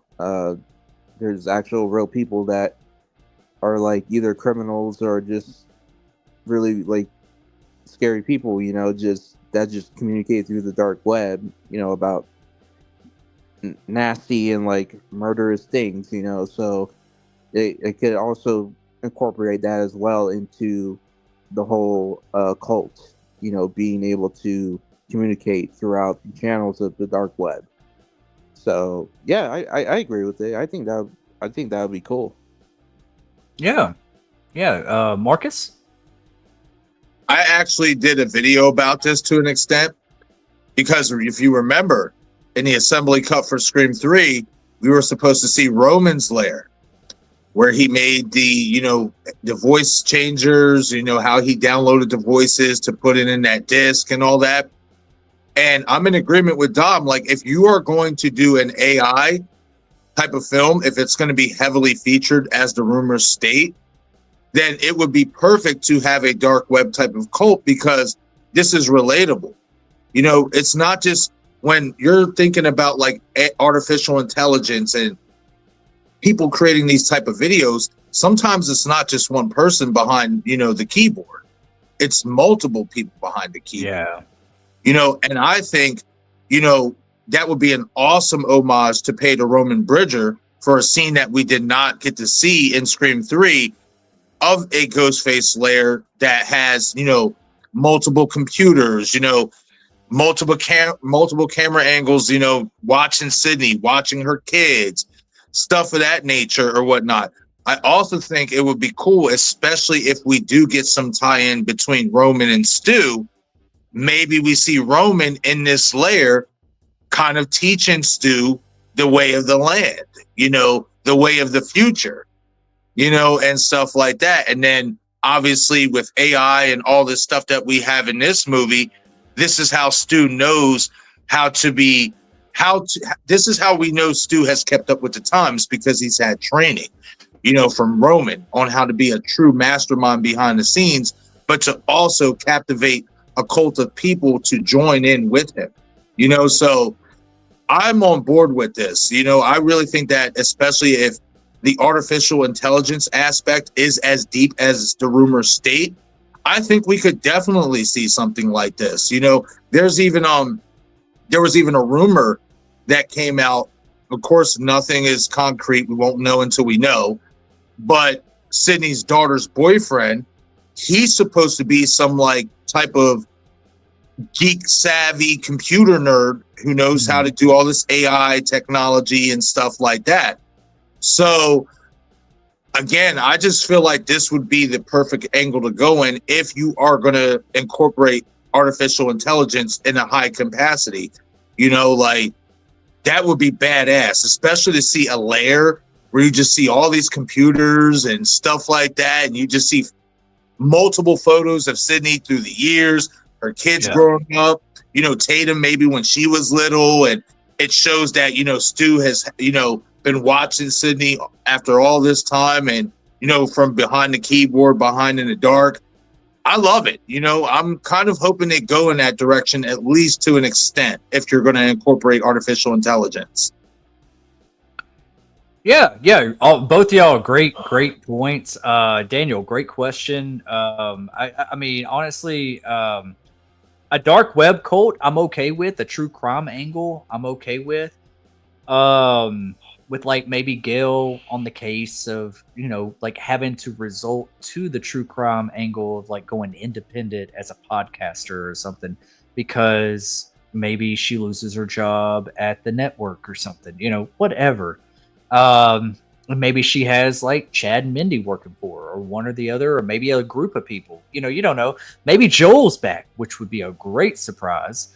But honestly, I'm not too much of a fan of the whole of a layer being of like Jigsaw and maybe an abandoned industrial building. I kind of do like the shrine in 6, but that was stretching it a bit.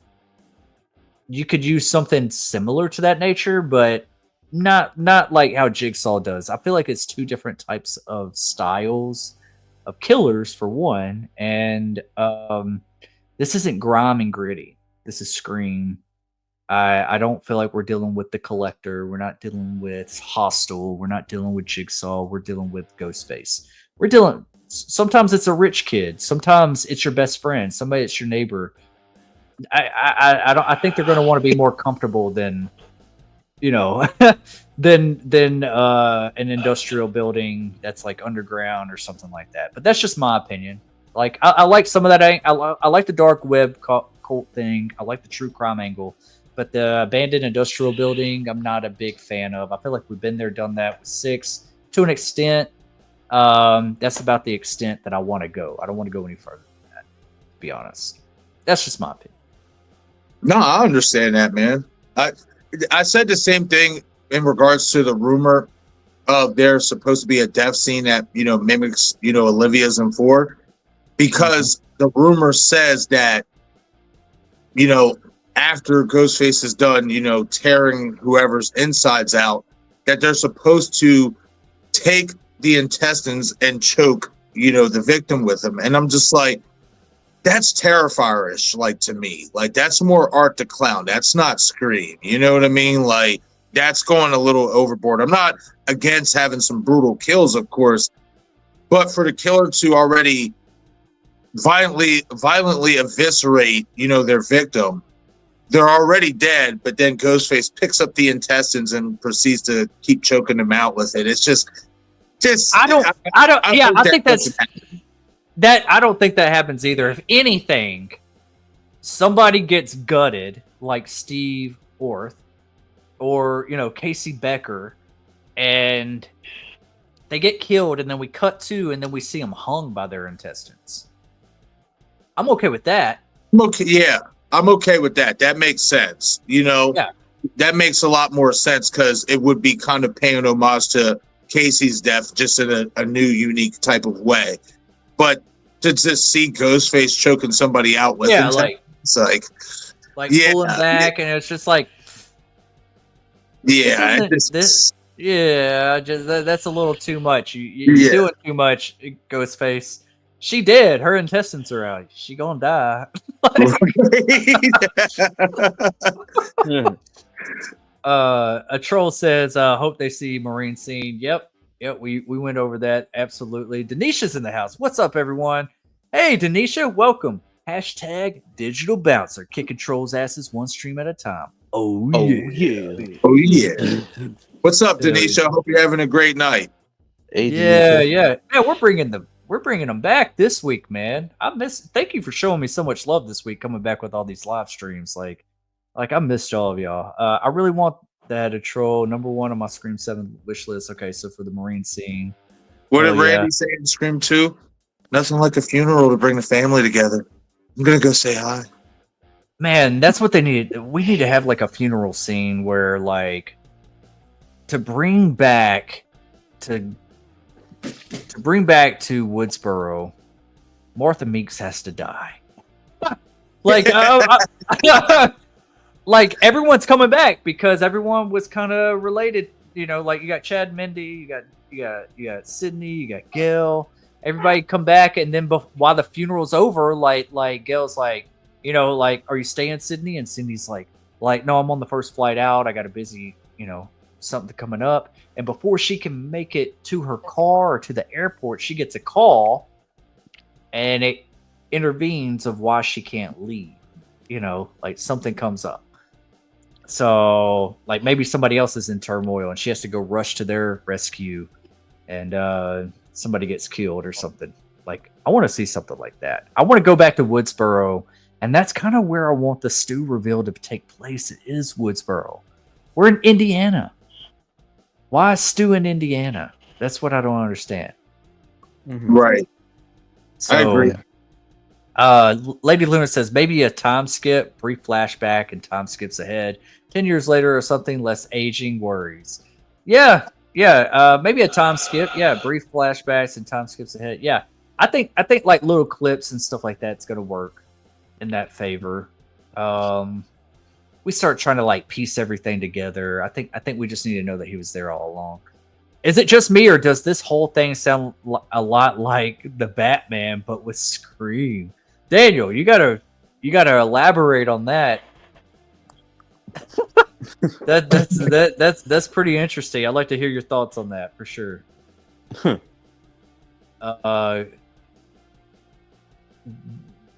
Destin loves to the road, buddy. Hell yeah, it's back. It's back. I finally found it, and it is back. Scream Talk every night. Every Friday night, 10 p.m. Central. Shit.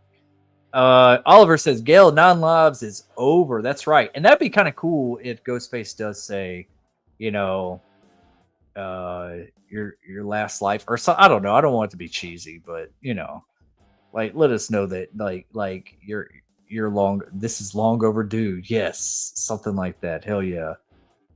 Val says do drop. Yeah, I know. I'm a little bit behind. Sorry. I mean, I'm still before 10 o'clock. Damn. See how this just like gets away from us? Like, I mean, we're an hour and 45 minutes into the stream, and Didn't we're even feel like it. no, it doesn't because Yeah. it's such an easy talk. It's such there's so much to talk about. Val says Gale needs to be the opening kill. That's what I'm talking about, Val. Shit. Right. You want to she wants to gut punch like the opening.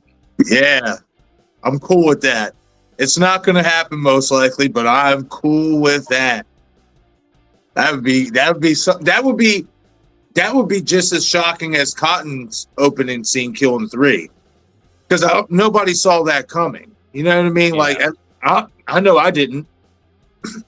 You know, like that's still one of my biggest pet peeves of that movie. I wish he would have lived. You know? Yeah, because you were just now you hated the fucker, and then you liked him by the end. You're like, oh, we got a new hero.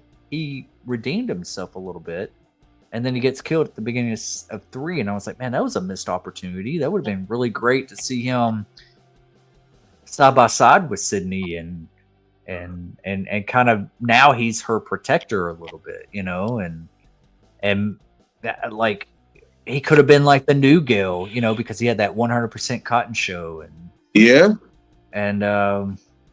but you know, that's one thing. If they do a throwback to Marine's death, I want to see Liv Schreiber back a little bit. I want to see from Sydney's perspective and see Cotton Weary there and why she thought it was him instead of Billy.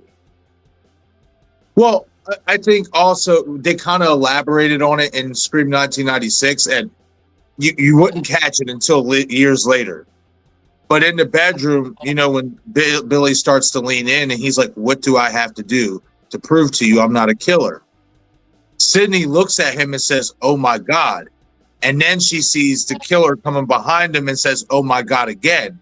But that first, oh my God, I think in that moment, she realizes that Billy looks a lot like Cotton, you know, because of the hairstyle and all that stuff. So they did kind of elaborate on that, but I see what you mean. Like, give it some more context, you know what I mean? And stuff like, let's see exactly like a certain angle to where let's look at a certain angle of Billy leaving as, you know, Cotton Weary, to where even we, the audience, could be like, okay, we understand and see why Sydney got it wrong.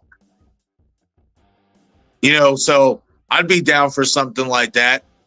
Yeah. A question I have for you guys is, what do you guys make of the whole fairy godmother, you know, thing, the whole princess, you know, fucking fairy princess play, and, you know, Matthew saying that he plays a fairy godmother and is supposed to slay? What do you guys think about those comments?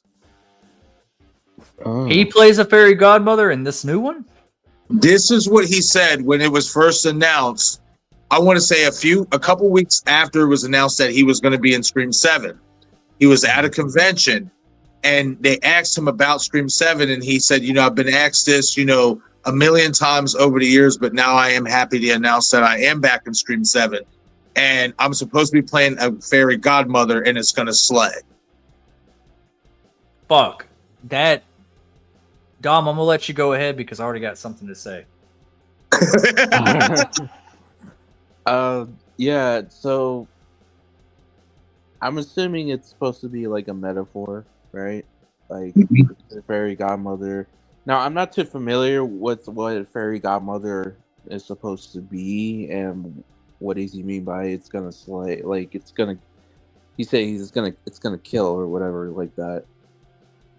But I don't know, like the thing about the whole fairy godmother and all that stuff, that the whole metaphor behind that. So honestly, I don't have the actual thoughts for that because I just don't know the true meaning behind what he's saying.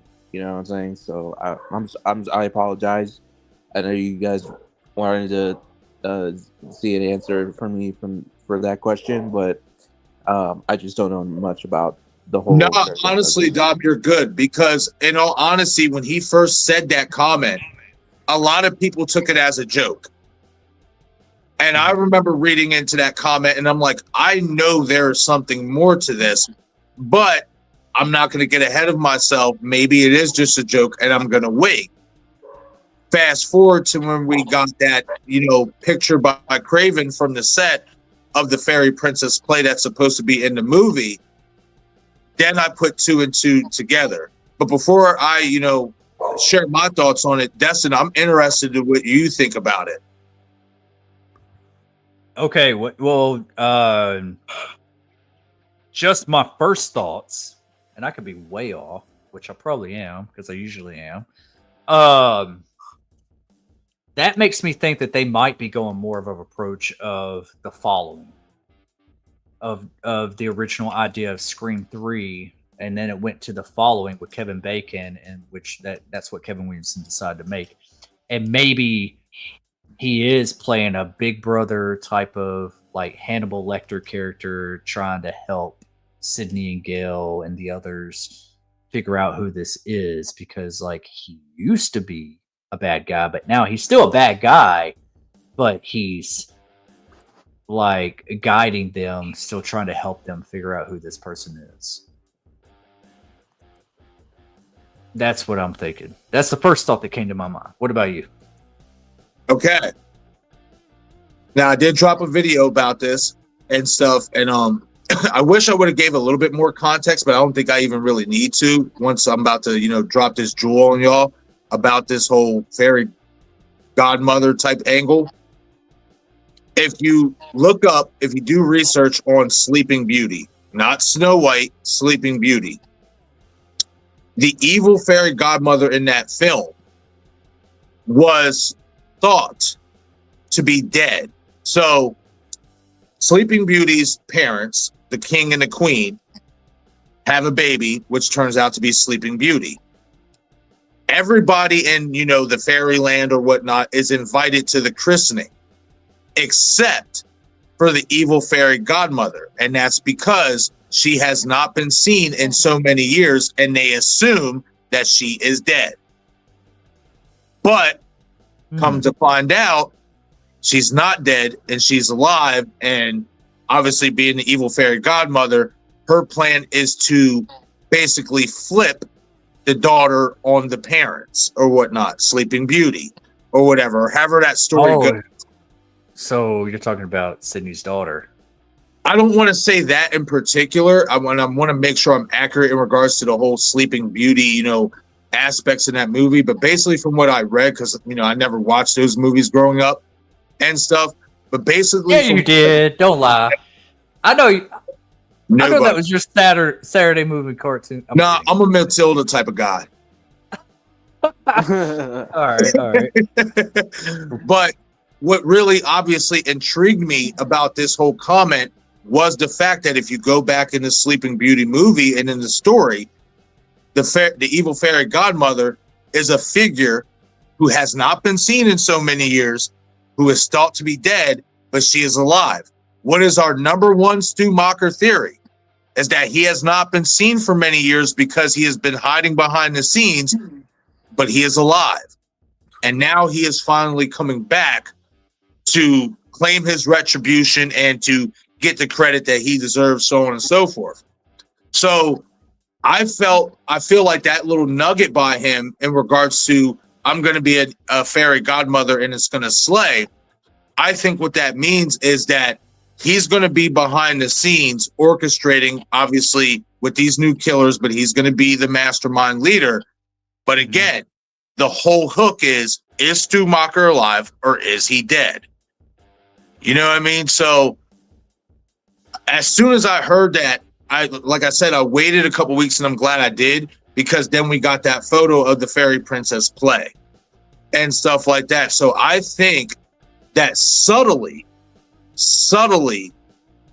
he confirmed that Stu is alive, because when you put the fairy godmother character from those Sleeping Beauty movies and you put his comments together, that screams of a character to me that is thought to be dead, who is going to turn out to be alive after all. That's Man, that's a good catch, man. That's a really, really good point, man. That's a really good point. Man, now you got me more excited. Bro, I'm telling you, man. And this is another thing, and I don't know if you caught this. I don't know if you heard any of his most recent interviews he just did a couple days ago, but he said this at one of the other conventions that he just did recently. I want to say about a month ago. Yeah. I'll be talking about this in my video tomorrow, but I'll give you guys, a little clue in here. But Matthew was sharing this story about how in Scream 1996, behind the scenes, him, Skeet, and Nev would like play with the blood, like goo, like kind of do that with their hands. And he said in Scream 7 that he was doing the same thing behind the set. And again, hey, that could be for a flashback scene, for all we know. Mm-hmm. But he also talks about working with Nev. Yeah. Now, me personally, unless you're going to do a flashback with Nev and him in the same flashback. Yeah. If he's working with Nev and we don't get a flashback, that all but tells me he's alive. It's got to be present. Yep. I'm right there with you. Ready. I'm ready, bro. I'm ready, baby. Like ready, bro. Hell yeah, man, dude, man, that's great that you brought that up. That's oh my god, you got my head spinning now, man. Bro, he keeps dropping these little turds, bro. He just keeps dropping these little turds, and they're smelling. I'm telling you. King Matthew III said, I also fully believe Stu killed Randy. The whole "you'll never get the girl" line had to be Stu mocking Randy about Sydney as Stu did in one. I do like that line, like taunting. I do wish the geek did get the girl, at least for a minute, if he was going to die. Cause I always said, like, what if Randy was playing Derek's character and he was the one that got shot in the heart at the end? Like he did get Sydney for a little bit, but then he died by protecting her. But yeah, that's a good point, man. Like, Stu could have killed Randy, even though that Mrs. Loomis claimed that she did it. That's a good point, because in one, you remember Randy telling Stu at the movie store, "You think Sid would go out with me?" And he just laughed him off. That's a good point, bro. Yeah, even at the party scene when Billy shows up, what's Leatherface doing here? Came to make up. There goes my chance with Sid. Damn. As if. All I'm saying, as if. Yeah. So that is a fantastic point right there. See, again, another movie to where you could tie Stu in. Obviously, Matthew was not only present on set, he is there in the movie. He's got blonde hair, just, can see him in the background. But is it impossible to think that Stu, if he obviously is alive, after the events of 1996, reached out to Mrs. Loomis herself? It's not, given his relationship with Billy. Yeah. Yeah. That was an excellent point. I never thought of it like that. I didn't either. That I would be more satisfied about that scene if that was Stu, to be honest. Bro, that's crazy. Because how would Mrs. Loomis even know that he'll never be the leading man and never get the girl? Like, how does she know that? Unless Stu filled her in, that's the only way, because, like you said, Destin, like, in terms of Randy's, infatuation from a relationship standpoint beyond a friendship, Stu was the only one who knew that. Yeah. So that's interesting. Holy shit. But go ahead. I think that would make Randy's death even more impactful, because it was Stu that killed Randy. Yeah. And it was like he's the one that's killing the original ones. He's like, "Yo, leave them for me. You can have the rest." Right. Yeah. King Matthew III says, with Dewey returning in Scream 7, what if he's there to take Gale to the afterlife with him after she gets killed by Ghost? like if Gale gets killed and then we see like this like tunnel of light and he's there, it could be touching, but I feel like it could be out of place also. The supernatural element, I think, is not really part of Scream as far as we know. Yeah, I mean, like I know that a lot of movies do it, even like action movies and stuff like that. But I don't know. I feel like that's a little bit too on the nose. We need something more subtle, like their grave sites next to each other, or something that they're together, even though they're dead. Like. But yeah, great idea though. I think that's a great idea. I just don't know if it fits for Scream, the Scream movie. Absolutely. Let me see if I can skip a little bit. We are going on 2 hours now, so if we're going to get into that, feel like it. it doesn't even freaking feel like it. And I'm like not even halfway through the chat, man. I'm still at nine something. This shit's a breeze. Like, we got to do this more often, man. More Scream hell tales. yeah. Yes. Daniel says, I think the working title being Scar Tissue might mean something with Dewey, like significance. I think I'll start with this one. Like, I think that Scar Tissue is something with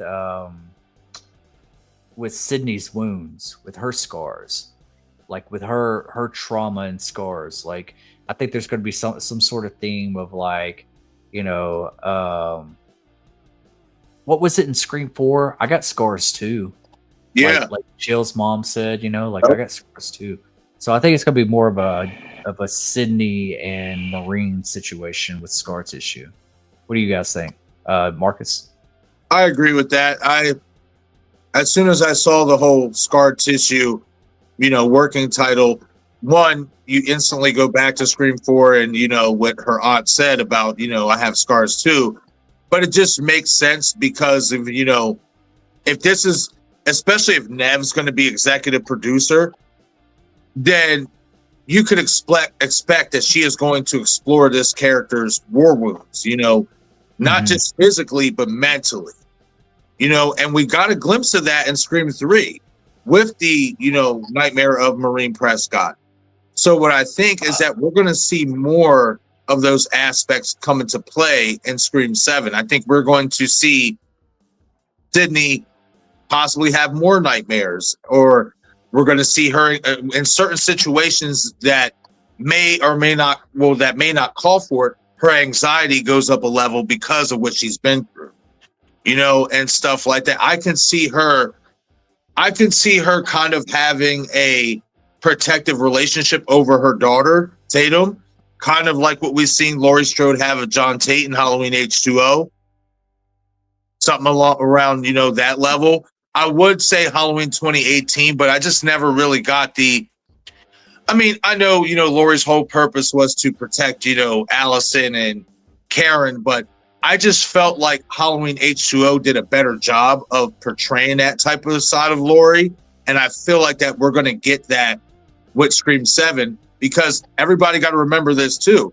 And this is why I think it was important, that scene that idea that you brought up of Sydney, having a nightmare and then it cuts and she wakes up screaming and stuff, which is very reminiscent to Halloween H2O.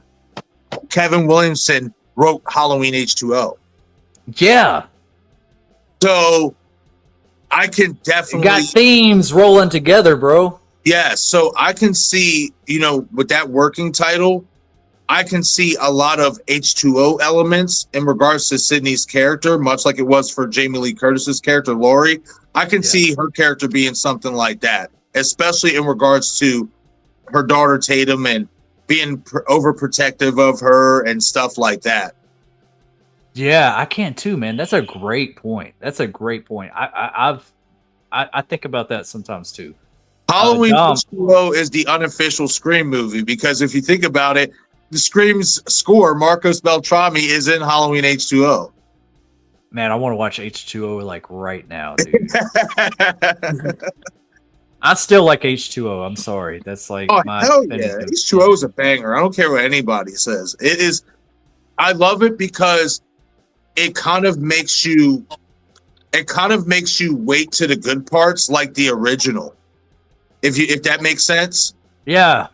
But it's not a very long movie either. It's not a very long. There's a good build to it. Yeah, and also it's another movie you care about the characters. Yep. And that's one thing that like Kevin Williamson is so good when he writes these movies is he makes you care for the characters. He's really good at character building. Even if he does subtle stuff, like it's just kind of like, man, that works. It feels like a real person. Instead of just being like, oh, like tropey shit, you know, that they try to do. Dom, what do you think about this with the scar tissue thing? You think it's something with Dewey, or you think it's something different? I think it's something to do with Sydney. I think it's like Marcus said. It's not just like scars on her body. It's scars in her head. Mm-hmm. I think it's just the scars that she carried throughout the years, throughout the movies. You know, just showing like all the shit that she went through. You know, and I think it's something that it's going to be finally going to be put to rest. You know, hopefully in Scream 7 or in Scream 8. Who knows if they greenlight Scream 8? Yeah. So we'll probably see her finally face the demons, which is AKA the Ghostfaces or the Ghostface that is going after her or her family again, or going after her and her family, and so I think that's what it's going to be about. It's about her carrying the trauma and all that stuff, just like Marcus said with Halloween H2O with Jamie Lee Curtis and Laurie Strode. You know, she carried all this drama from the past Halloween movies, like Halloween 1 and 2. You know, so yeah, I definitely think it's definitely that. I agree 100% with Marcus and you guys. So yeah, definitely I agree with. One more thing. Remember what Roman said to Sydney when she was on the phone with him in the police station, when he's like about Gale and Dewey, that he has them, and she's like, how do I know that they're alive? And he's like, how do you know that they're real? How do you know that you're not hearing things? How do you know that I'm not someone in your head? Dude. Hell yeah, dude. You know what I mean? That would be great if like Roman said that with the mask off, like man. Yeah. Oh, that would be tight as fuck. That would be. They gotta give like some callbacks to that kind of shit, to being like, man, really fucking with Sydney's psyche.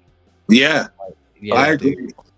Yeah. Also too, by the way, guys, there's for the time we got our Final Destination 5 coming up, stream coming up. So just want to let you guys know about that. Yeah. I am keeping an eye on that. We will be going into watching Final Destination 5 tonight, right after the stream. I'm trying to get to everybody. Like I said, like if you want this stream in particular to continue, we will have to, you know, get a super chat or something. I'm trying to go through everybody. I don't think I'm going to be able to get to everybody's comment. I try to get everybody their shine, first come, first serve. But if not, if you want this live stream to prolong, we will need another super chat, because I am trying to get through all this, and I'm still before 10 o'clock on some of these comments, and that just shows how significant the Scream Talk is. But we will be wrapping up very shortly. If you know we don't get it prolonged for some reason. So yeah, thank you everybody for hanging out with us tonight. We might be starting a little bit late on that watch party, but I hope you all come out. It's on my channel. Check it out if you want to come back and watch Final Destination 5. It's going to be Marcus's first time watch. I have not seen it in a while, so it's going to be a really good time. We're going to be wrapping up that series leading up to Final Destination 6. So let me see if I can skip a few.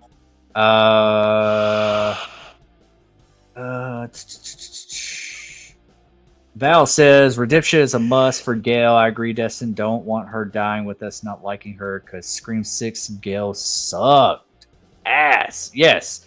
Yeah, I think that's the thing. It's like we, you know, I don't want her to be like a complete likable person before we get killed, because like that's the thing is like when some of the legacy characters get killed, we like them the most, and that's what's heart wrenching. That's when they rip our hearts out. We liked Randy, we liked Dewey, we liked Cotton. You know, like when like as much as we didn't really care for Gale and her character in the 6th one, make us like her again, just to rip our hearts out again. I think that's going to be very effective. Val says they are divorced. Okay, cool. All right. King Matthew III says Randy's death sort of changed Gale. I was hoping Dewey's death would have had really humbled Gale, especially with Gale being indirectly responsible for both deaths, cause Randy had her phone. And yeah, she's got to go. She's got to go. It would also, Daniel says, it would also explain why Gale also has the picture from his trailer as well.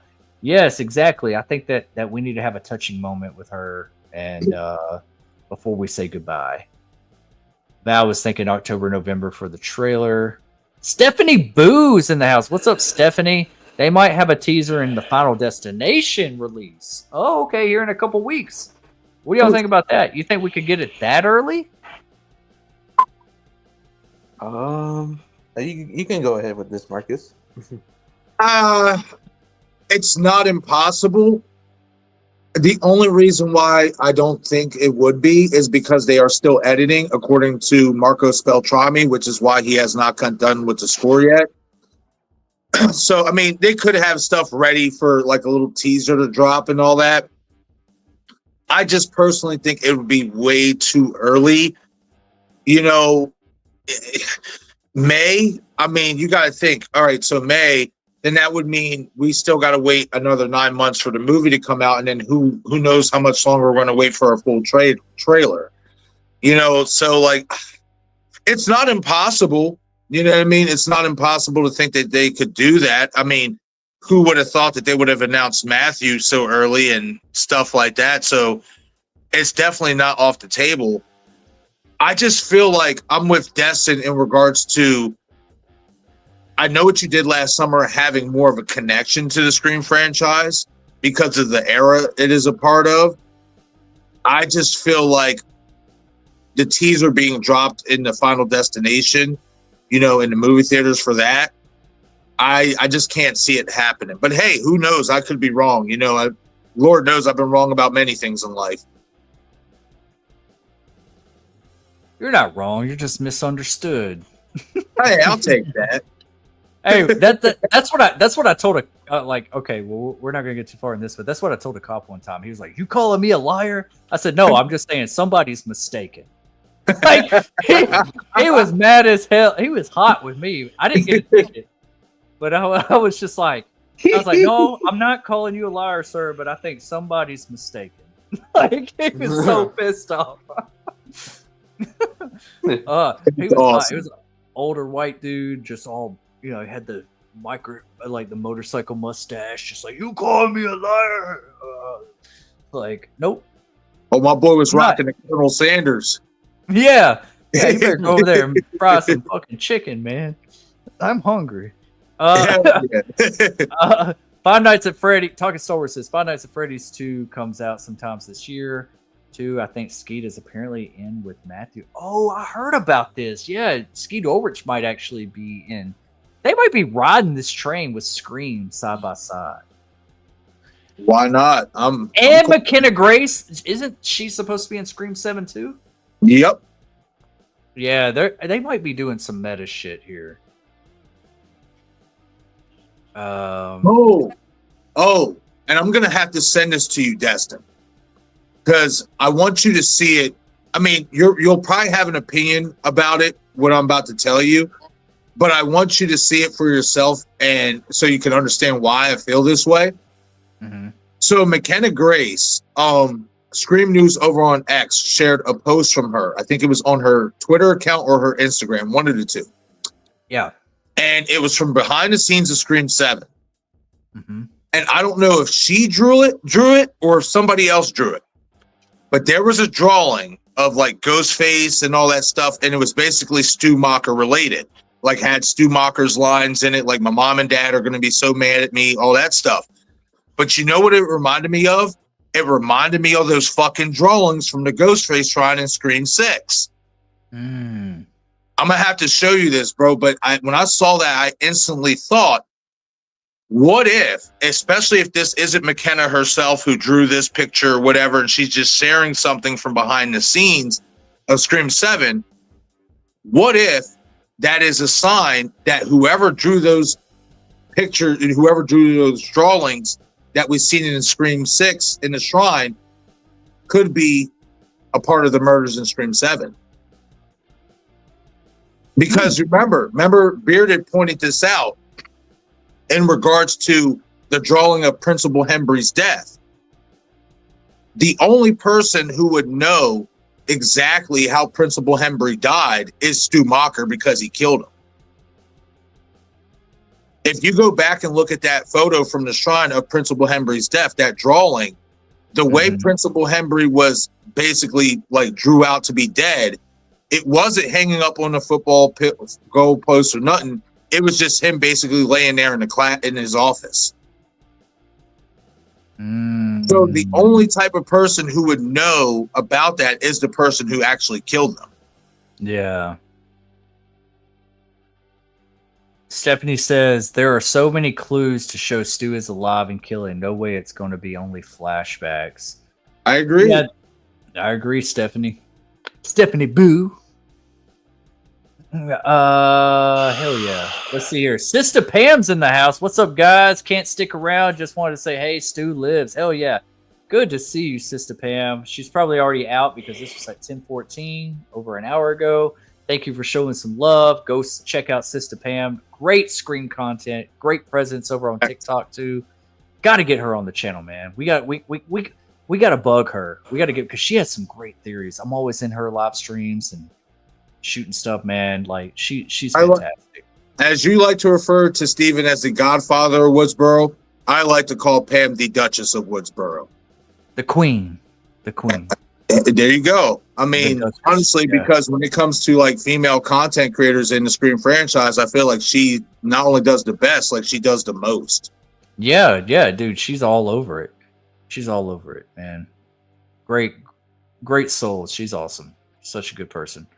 The Marine scene will make the whole movie. Agree, Marcus. Hell yeah. Yeah.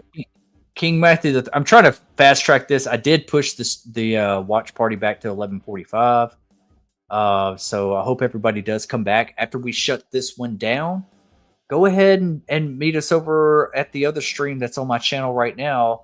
I don't know if one of my moderators can put that in the link of this comment here, but we're going to be watching Final Destination 5 and wrapping up that entire series, and it's going to be Marcus's first time checking that out. So yeah, come hang out with us some more. We're going to be up all night. Not all night, most of the night. King Matthew III says, I also hope we see Neil Prescott make a return in 7. Yes! And be a grandpa to Sydney's kids, although I'm not sure if the Scream 4 scene counts where Dewey said Neil was dead. I don't think it counts, man.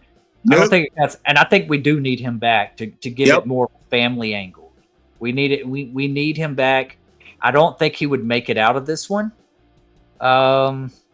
Unless her husband dies and then she's like moves back in with her dad or something, you know, like I need to come back, you know, like, or something, you know, like maybe dad could be the hero this time. I don't know what that actor's doing these days. I don't know if he's got that known. He's actually, Lawrence Heck is more, I think Scream is like the only like real film credits he has. I'm pretty sure he might have done like certain scenes and other stuff, but he's actually a film professor at a college. Nice. King Matthew III, man, you got some good ones tonight, bro. Jack Quaid also hinted at maybe returning in Scream 7, so maybe we get a flash. He did of Richie as well. I hope it doesn't happen because to me, Richie was terrible.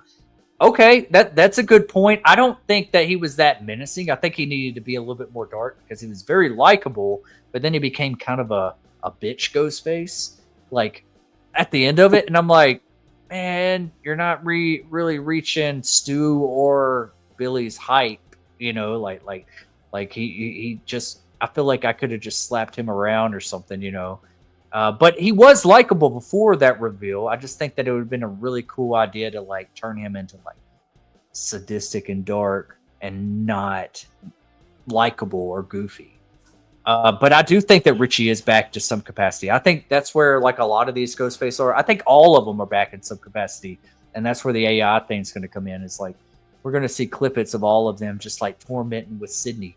But I think they're going to play on that whole Stu thing, like he's dead, like in the mix of all those killers. But at the end, I think we're going to get revealed that there's one, maybe two killers. The mask's going to come off. It doesn't look like it's Matthew Lillard. And then the third one comes out, or the second one comes out, and it's like, no, this is who I am. You know, I think that's what we're going to get. When that first mask comes off, I kind of want it to be the accomplice or somebody else. Plot Bat Super says plot twist: Kenny the cameraman survived Scream 1 is now out for revenge.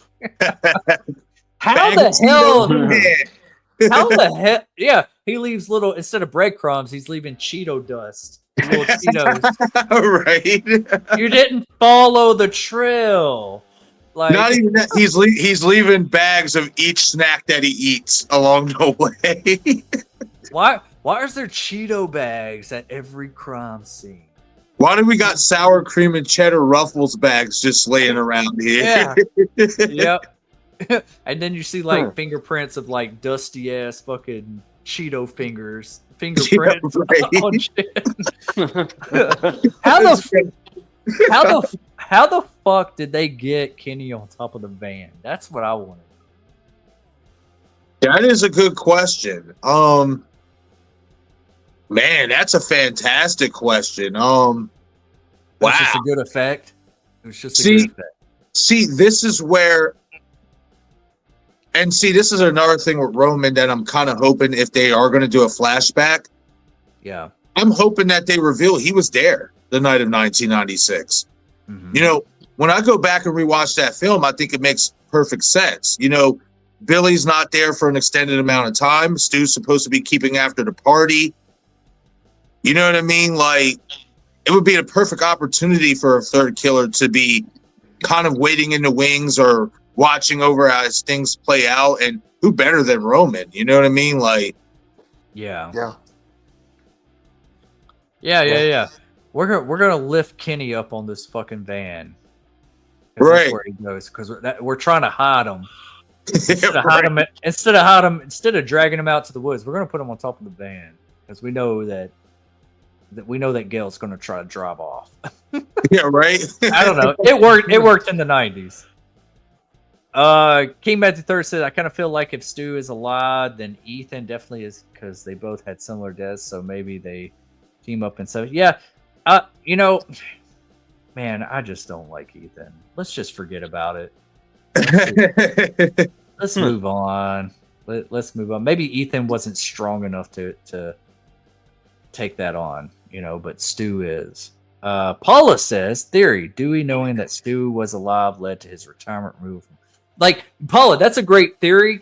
And I know we're getting to the end of the chat and everything like that. And we are going to be starting our new live stream tonight right after this. So stick around. We're going to be watching Final Destination 5.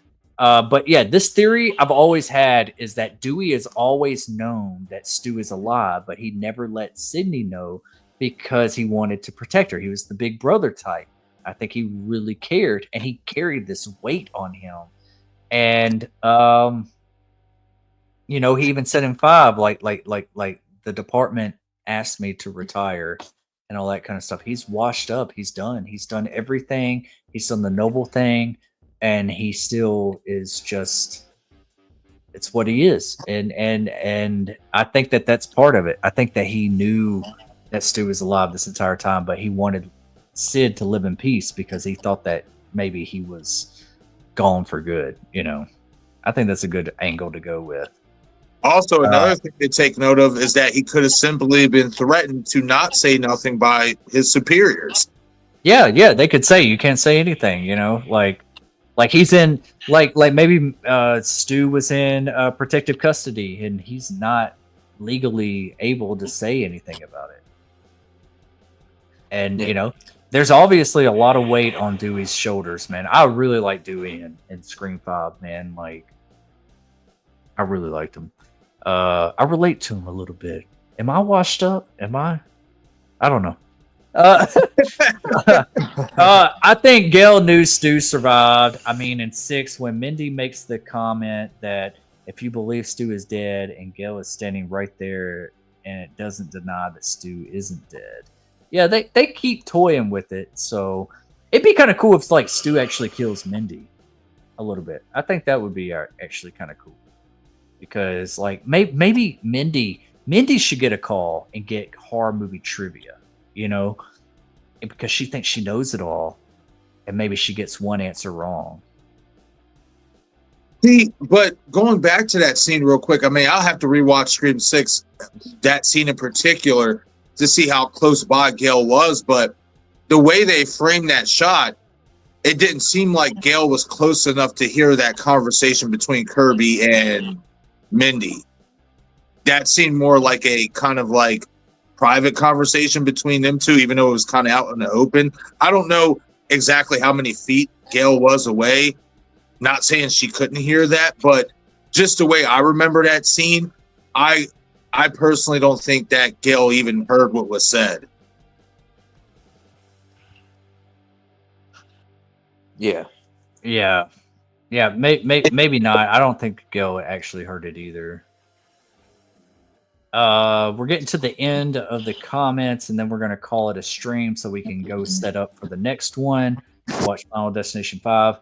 Bat Super says the fact that Wayne Bailey so easily could hide identities of himself and his family and having access to evidence from previous killings suggests that they had friends in higher places. Maybe Stu. Very true. Like, honestly, like, you know, I'm going to get to another couple of comments, and then we're going to call it stream, because we're on a tight schedule now because we're a little bit running behind. But I really think that, like, in Scream 6, when he called Sam and said that Kirby, you know, was let go because of mental whatever, you know, like she was let go from the department.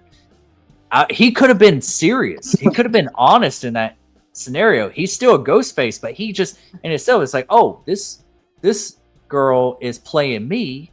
So he's like, let me let Sam know, so he kind of gets her track off of me before he does what he has to do. And so it's like two ghost faces kind of on each other's trail, but he was being honest in that scenario, and Kirby really was, you know, part of that. I just think that, like, he could have been working with Stu. I really don't know if I want that to happen, though. Like, I kind of want 6 to be like, it was just a revenge thing. It's over with. Like, let's move on, you know? Yeah, I personally don't think that Stu had anything to do with the Baileys per se. And I maybe think the ones at the beginning.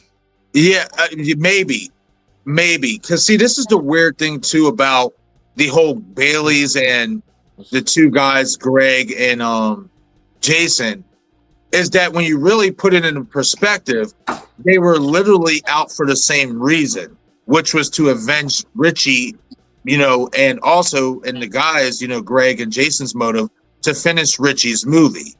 Mm-hmm. But in order to get their moment with Samantha and Tara, they decided to kill those two guys off before they got to the girls. But I also think Scream 6 in that regard also played into the idea that there are also multiple other ghost faces in plain sight that aren't revealed yet. You know, so yeah. In regards to, you know, Wayne Bailey easily hiding his identities of himself, see, in my opinion, and this is just me, you know, everybody's entitled to their perspective. I just think that's bullshit, shitty writing. Because in the real world, there's no way, especially when you have to hand over your social security, your ID, information about your real actual self, there's no way he's hiding his identity like that to a fucking police station. I'm sorry. There's just, I'm sorry. You know what I mean? Yeah. There's just no way. To me, that's just that was just terrible writing on behalf of the writing team and also the directors for allowing that to happen. Because even Radio Silence made fun of that whole aspect and even pointed that out. And it's like, well, if you're pointing it out and you're making fun of it, why the hell would you let them go through with it? Because it just doesn't make sense. Right. You know, so that's why I think that it'd be great to like make 5 and 6 like a stab movie. Just that like it was a movie within a movie type of thing. Like let's wipe it clean. And we're not doing the Roman numeral thing. We're doing the numeric. You know, we're doing 7 instead of the Roman numerals. So it's possible, man, especially with what we don't know what's going on with, you know, David's reinsertion of Scream 7 and his comments, and we'll save that for another time. You know what I mean? But hey, be a lot more Scream talk. I'm not gonna lie to you, bro. I think you're kind of onto something. I'm not saying it's gonna happen, but would I be surprised in regards to writing the Carpenter sisters out of this story that they say that these last 2 movies were somewhat stab movies and somehow they were able to get Gale and Sydney to come on board? I don't think it's not impossible. No, I don't either. Like they're like consultants on the movie, and you could bring Dewey back in that aspect. You'd be like, oh, he was a consultant too. Yeah, sorry, we killed you in the last one or whatever. And this would also explain why we don't see Dewey's body in the body bag. Yeah, very true. King Matthew III says another big clue that Stu is alive is in Scream 2 after Mickey's reveal. Sydney herself is like, I fucking killed Bill Loomis. Not once does she say I killed Stu Macher. That's a good point too. Yeah, that's a good point. Val says here's the link to Final Destination 5 watch party, which we're about to start right after this. We're going to shut down and then we're going to move over to that. I already got it set up. We're going to be right back into that. So as soon as this ends, we're about to end it. Thank y'all so much for being a part of this. We got about 14 views. Please like this video. It helps it in the replay value. We're going to do more Scream Talk every Friday night, 10 p.m. or 9 p.m. Central. I'm kind of bringing it back. Might bring it to 8 p.m. to get more viewers and have more of a conversation. But man, this has been great. This has been such a great talk. I got to one of my questions, and we've been on everybody else's questions in the chat, and we're 2.5 hours into it. This is such a good time. I'm ready. I'd like to do Scream Talk twice, 2-3 times a week. I think that'd be doable for right now. But but yes, come back, hang out with us for Final Destination 5. It's Marcus's first time watch. Looking forward to that. Thank you, Val, for sharing that. I hope you all come hang out for a minute. It's already up on my channel, so go check it out. A troll, Stu will kill Sydney and she will kill him. Double kill. Ooh, I don't know if I want that. I don't think it's like that significant to where it's like they were meant to be there. It isn't like a Romeo and Juliet type of thing. I don't know, but I mean, it's a good idea. Love to all the mods. Yes, our hashtag digital bouncers killing it tonight. No pun intended. Val, Denisha, Luna, hashtag digital bouncers. Oh yeah, kicking Stroll's asses one stream at a time. Hell yeah. Do we help? Paula says, theory, we don't know what town or state Sydney was in Scream 3. That could have been that's a good point. Okay, we'll end on this one. Where she was in Scream 3, where she lived, we don't really know where she lived before she came out of hiding. That is true. She was hiding the whole time. Interesting. I like that, Paula. That's a good point. All right. Thank you for Scream Talk. Thank y'all for joining me here. I'll see y'all again very soon. I'll see you backstage before we get prepared for Final Destination stream. And thank you everybody in the chat. Thank you for the super chats and the questions. We're gonna have this more often. So come back, hit that subscribe button, hit the like button, and hit that notification bell so you know you're notified every time I upload a video or a live stream and be a part of the conversation. I love your faces. I'll see you later, or I'll see you on another time. I'll be right back. Peace out.